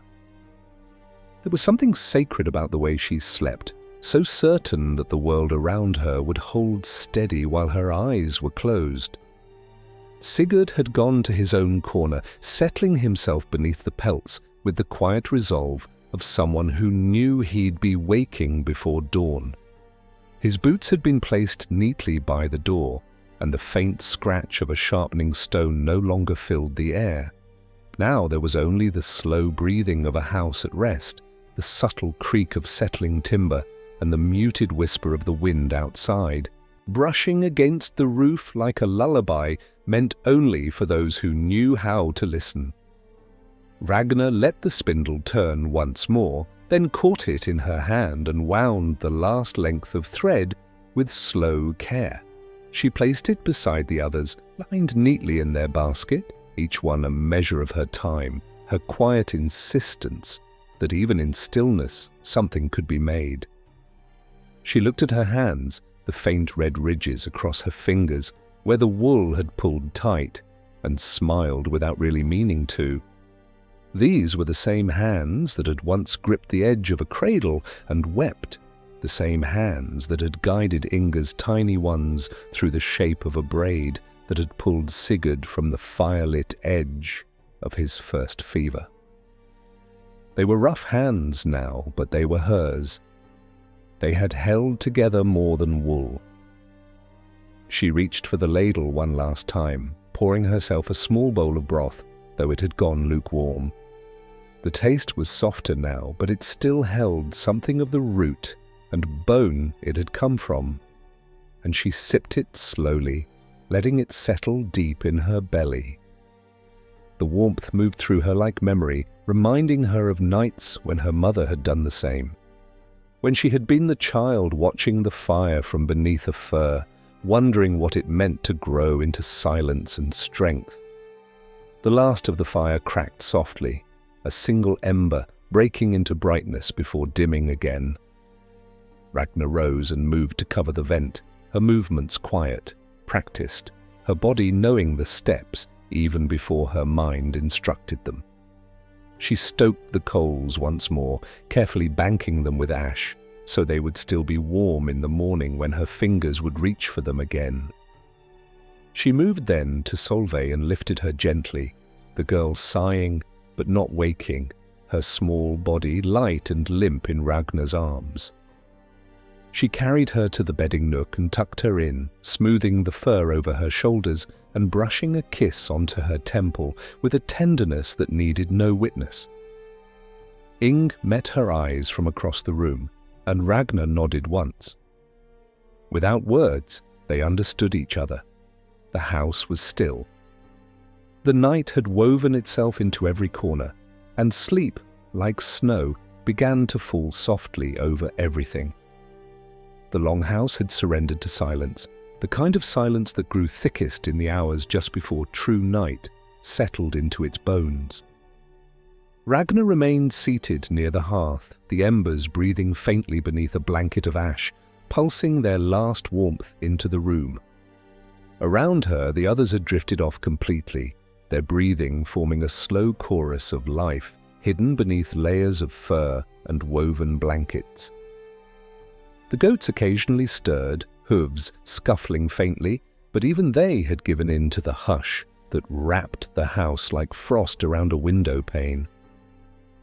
She didn't rise, not yet. There was something about this hour that called her to stillness. It wasn't that she was afraid of sleep or reluctant to join it. It was simply that she needed to hold this space for a little longer, to sit quietly and let the weight of the day press down without resistance. It was only here, in this sliver of time, when no one needed her hands or her words, that she could feel her own edges. The thread had been spun. The food had been prepared. The children were warm. And the world, as far as she knew, had held together for another day. Her eyes lingered on the fire, watching the way the ash cracked and curled as it settled. There was a kind of language in the fire's dying that she understood without translation. It whispered to her of patience and ending, of the slow dissolution that came not with drama but with softness. The light that had filled the room earlier now barely touched the walls, and the shadows had taken their places again, steady and sure, as if reclaiming what daylight had only borrowed.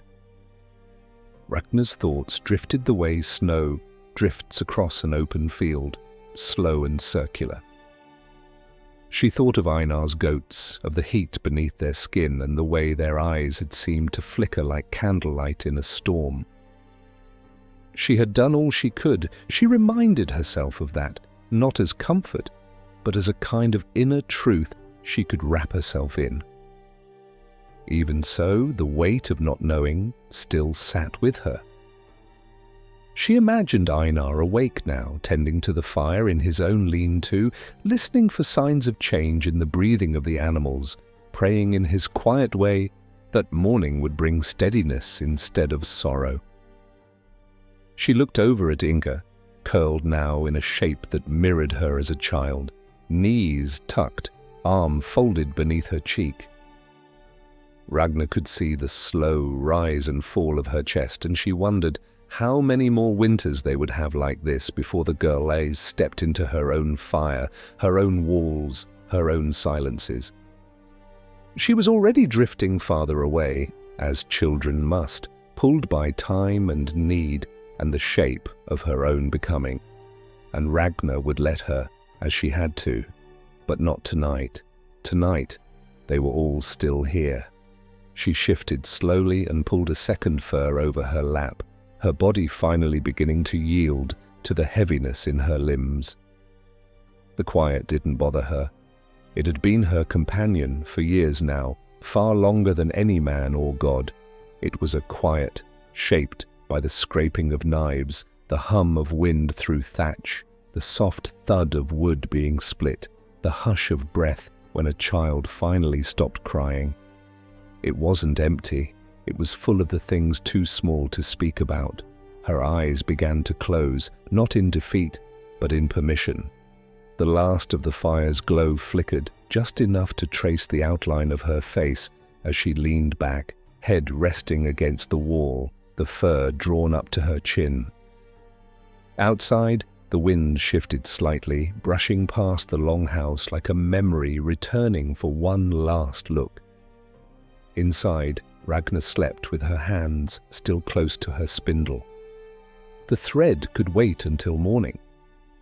It was not sound that woke her, but something quieter still, the feeling of the air shifting around her, of the night thinning just slightly, like fabric worn soft from years of washing. Ragna opened her eyes to darkness still, but it was a different kind of dark, one that breathed, one that hinted at light hovering just beyond the horizon. Her limbs were stiff beneath the layers of fur, and she let herself lie still for a moment longer, gathering the pieces of herself the night had scattered. The fire had dipped into a bed of coals while she slept, but they still glowed with a soft pulse that warmed the center of the longhouse. The room around her had not stirred. Inga and Sigurd lay unmoving beneath their blankets. Solveig had rolled onto her back, one small foot poking out from under the edge of the fur, her mouth slightly open in a dreamer's slack repose. Even the goats were silent, breath rising in visible puffs from their nostrils, their bodies curled tightly for warmth.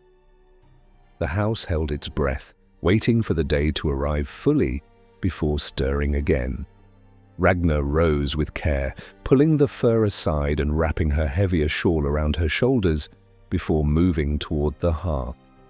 Her feet found the floor with practiced ease, stepping lightly over worn planks and straw-covered earth. She crouched beside the coals and studied them for a long moment, then took a piece of kindling from the nearby basket and tucked it gently beneath the ash. A breath. Then another. She blew carefully, her lips close to the heat, and watched as the orange glow brightened, reluctant but alive. The flames accepted the offering. They took the wood slowly, then hungrily, then with crackling teeth, spreading light back into the corners of the room, one gentle flicker at a time.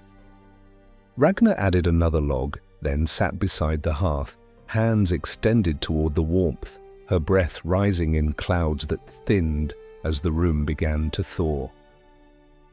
This was the way most days began, not with grand declarations or sudden awakenings, but with coaxing warmth from embers, strength from tired limbs, time from a day not yet born. She let her eyes fall shut again, just for a moment. Not to sleep, but to listen. Outside, the wind had quieted. She could hear the trees groaning faintly, the snow settling like a slow exhale. Nothing urgent, nothing broken, just the weight of winter pressing gently down, not as punishment, but as presence. Behind her, she heard the faint rustle of cloth as Inga stirred. The girl never woke loudly. She rose the way the fire did, slow, careful, respectful of silence. A moment later, Inga sat beside her at the hearth, her knees pulled up, her arms wrapped tight around them for warmth. "Cold this morning," she murmured. Ragna nodded, her eyes on the flames. "It's always cold before it decides to be day." Inga gave a small sound of agreement and leaned closer. They sat that way for a long while, saying little, sharing the space the fire gave them. This was the truest part of the morning, Ragna thought. The part before speech, before tasks, before worry slipped in. It was a space that asked for nothing but attention and gave in return a kind of peace not easily described. Soon there would be water to boil, goats to check, stew to stir again. Sigurd would rise and stretch the way he always did, broad and slow like a waking bear. Solveig would grumble and burrow deeper, resisting the morning as if it were a foe to be outlasted. The sounds of the longhouse would return, low and familiar. But for now, Ragna let herself rest in the pause. The fire caught fully then, its crackling voice growing bolder, casting golden light across the walls, across their faces. And with it, the day began not with clamour, but with warmth. By the time the second log had caught, the longhouse had begun to yawn itself awake, not with noise, but with gentle movement, and the soft rise of warmth pressing against the cold that clung in the corners. The air inside had shifted from breath-frosted stillness to a kind of low hush, as if even the walls were grateful for the heat curling back into their seams. Ragna remained by the fire, watching the way the flames danced in small, eager spirals, eating through the bark with tiny crackling sounds that filled the space more gently than words ever could. Inge had risen fully now, her hair still loose from sleep, strands sticking at strange angles as though the dreams had clung there. She moved through the morning like a shadow, already reaching for the water pail and ladle, her feet light against the earth-packed floor. She poured with practiced ease into the iron pot, setting it back over the flames without needing to ask. The sound of water meeting hot metal hissed softly, a sigh of its own kind. Ragna watched her daughter move, and somewhere inside, a quiet flicker of pride stirred. Ing was coming into herself, not loudly or all at once, but in these steady, unfailing gestures that made up the shape of a woman. Behind them, Sigurd grunted and rolled to his side, stretching beneath the furs with a low groan of protest. He sat up a moment later, rubbing the back of his neck, his hair flattened awkwardly on one side. For a breath, he just sat there, blinking into the dim morning light like someone who had not expected the night to end. Then, with the kind of reluctant discipline learned over many winters, he swung his feet onto the ground and pulled on his boots, shaking the cold from his fingers. "You stoked it early," he muttered, his voice rough and half swallowed by sleep. Ragna didn't look up from the fire. It was time. He nodded and moved toward the back of the room where his axe and gear waited, pausing only to ruffle Solveig's hair as he passed her. She stirred but did not wake fully, curling deeper into the warmth of the goat, who had not yet moved either. Ragna smiled to herself at the sight. It had been a struggle to get the girl to sleep in a bed those first years when she was smaller. She had always preferred the pen, claiming the goat's breath was better than the wind and their warmth more honest than the hearth. Ragna had never argued. Some things were better learned through comfort than through correction. The smell of wood smoke and iron filled the air now, joined by the faint bubbling of the water beginning to heat. Ing returned to the bench with bowls in hand, laying them out without needing to be asked. It was all muscle memory now, the way they moved together in the early hours. Each of them knew the rhythm of these tasks so deeply that words would only get in the way. Morning was a dance of quiet competence, of one hand meeting another's intention before it even arrived. Ragna rose and gathered the remnants of the bread from the wooden shelf, slicing it carefully with her bone-handled knife, each motion deliberate, steady. The crust had hardened slightly overnight, but that was nothing a little stew could not soften. She handed the slices to Ing, who lined the bowls with them, preparing them to catch the broth once it boiled. In this way, their breakfast became less of a meal and more of a reaffirmation. This bread, this heat, these hands moving in sync, they were the answer to the cold outside, to the still, uncertain season that pressed against the walls. By the time Solveig finally opened her eyes, blinking at the light and grumbling softly, the food was ready. She was helped to the bench and wrapped in a fur, a bowl placed in front of her like an offering to a sleepy goddess. She accepted it without complaint, digging in with the ferocity only children and cold mornings seemed to summon. Ragna sat last, her own bowl warm in her palms. She looked around at the quiet scene before her, the soft shuffle of wool, the scent of boiling root and bone, the steam rising in gentle curls. It wasn't extraordinary. It wasn't dramatic or loud or any kind of tale the Scalds would ever sing. But it was theirs. And it was enough. The bowls, once full and steaming, slowly emptied as the family ate in quiet rhythm. There was no need for conversation. No need to stir the stillness with words that offered nothing new. The meal was simple, but it warmed more than their bellies. It threaded them back together after the soft unraveling of sleep. Ragna finished her portion last, sipping the last of the broth as steam rose past her face and disappeared into the air above her. She could feel the quiet strength of the morning settling into her bones, wrapping itself around her spine like an old friend.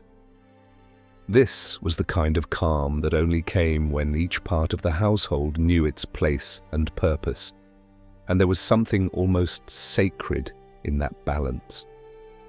When the last spoonfuls had been taken and the bowls stacked neatly on the bench beside the hearth, Ragna rose and moved to the corner where her heavier cloak hung.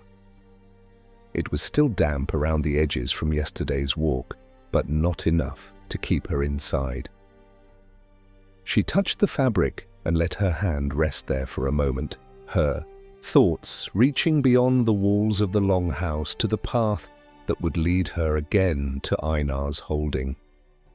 The goats had stayed in her mind all night, not as a burden exactly, but as a soft worry that curled itself around her ribs whenever she sat still too long. She had known sickness before, had seen how fast it moved when left unwatched. She had done what she could, but the question of whether it had been enough still whispered in her ear. Ing stood beside her now, wordlessly offering the small pouch of dried herbs Ragna had bundled the night before. Her fingers closed around it without needing to look. Inga's face was calm, but her eyes held that same quiet sharpness that had begun showing more and more. She was noticing things, feeling them, carrying them in her own way. Ragna felt a swell of something that wasn't quite pride or worry, but a mixture of the two, too closely woven to pull apart.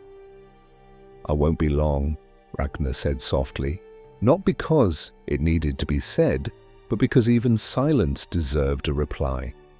Ing nodded and turned back toward the hearth, where Solveig was now humming softly to the goats.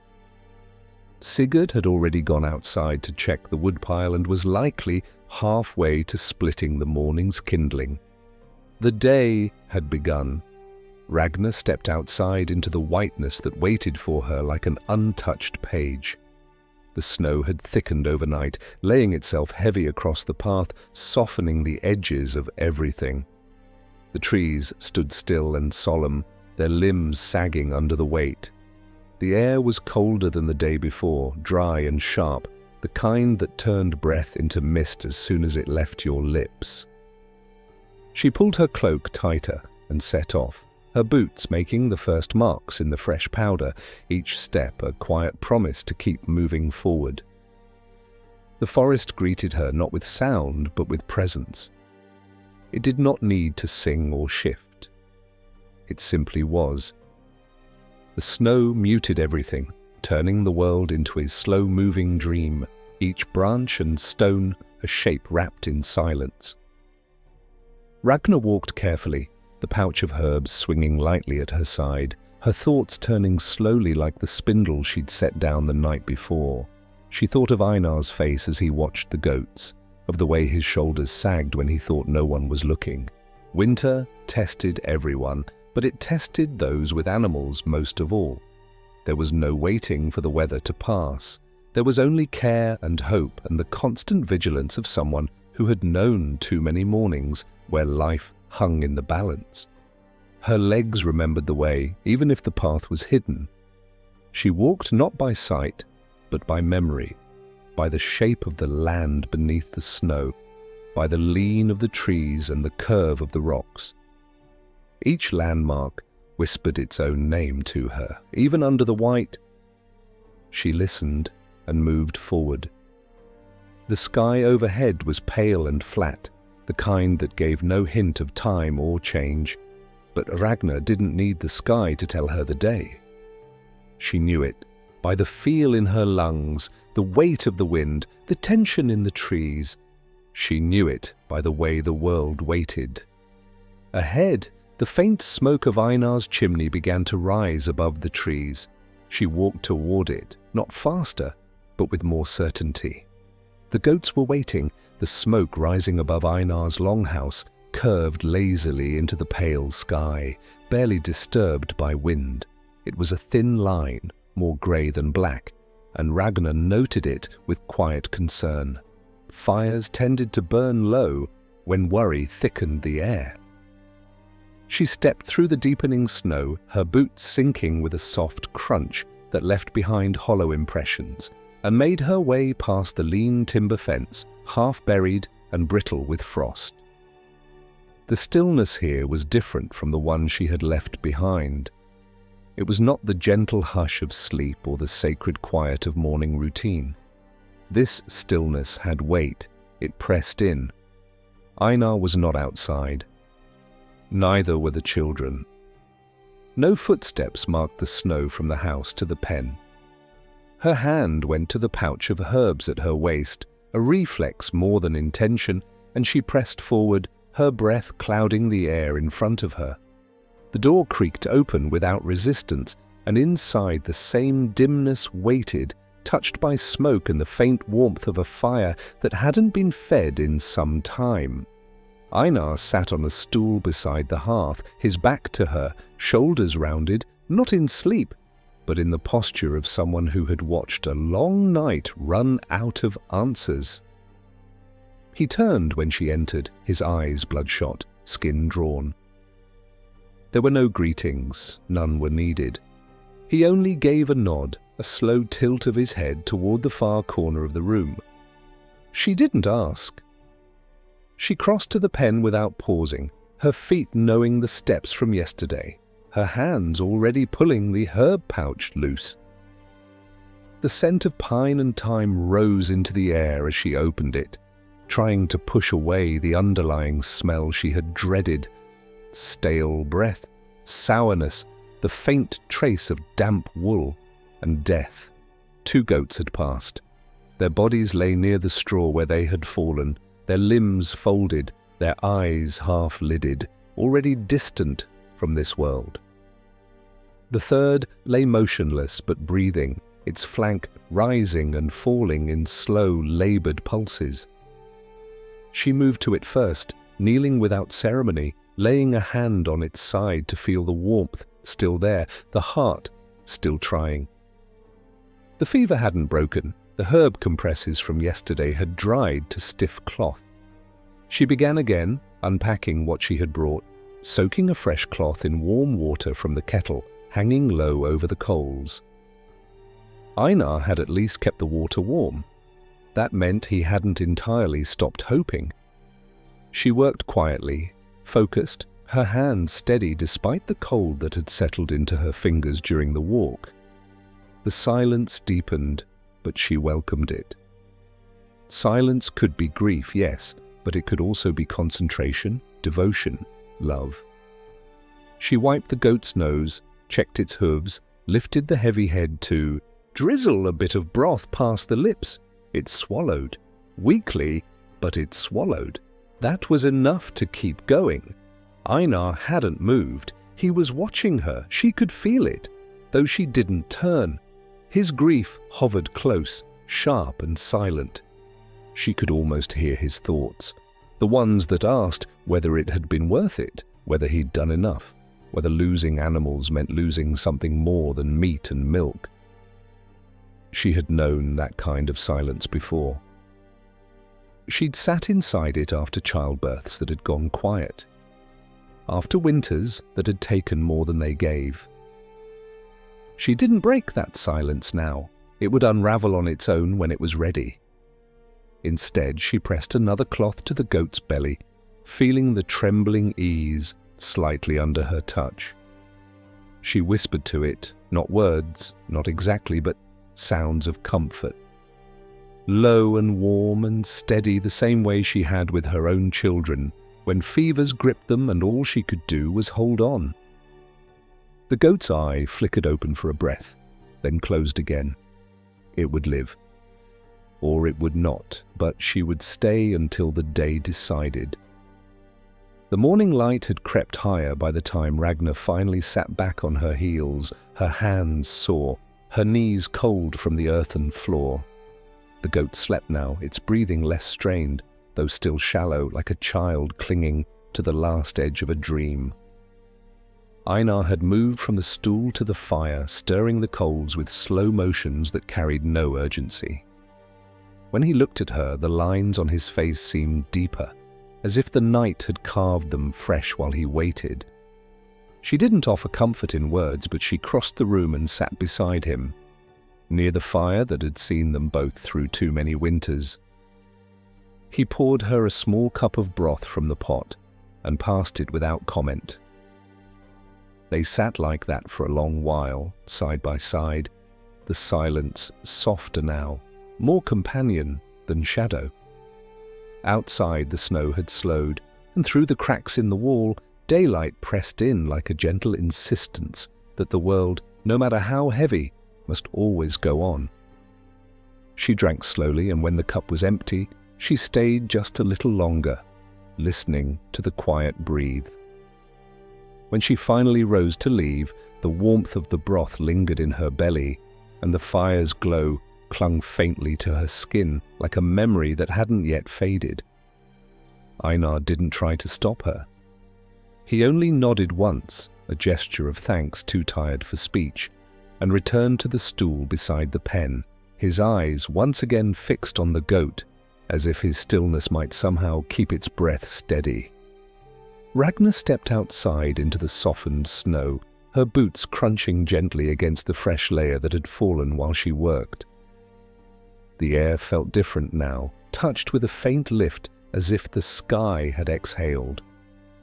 The path that had seemed so heavy earlier in the day now unfolded with familiar rhythm beneath her steps, and she walked without rushing, without thinking too far ahead.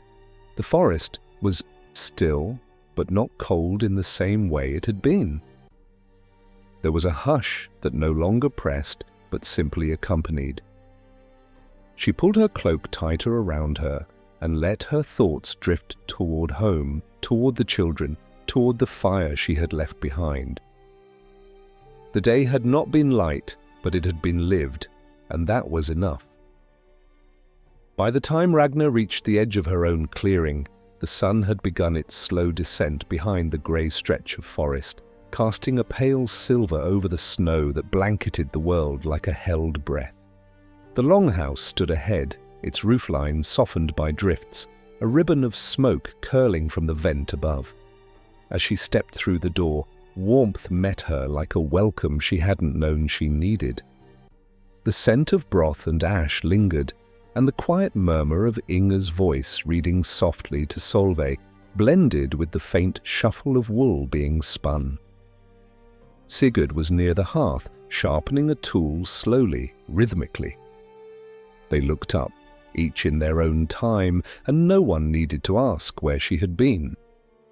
She shed her cloak, hung it in its place, and sat where the firelight touched the earth in a soft golden pool. Her hands were tired, her back stiff, but inside her chest was that slow-burning ember of something steadier than peace. This was life as it was. Not grand, not easy, but held together by care and rhythm and the choice, day after day, to meet the cold with warmth. And it was enough.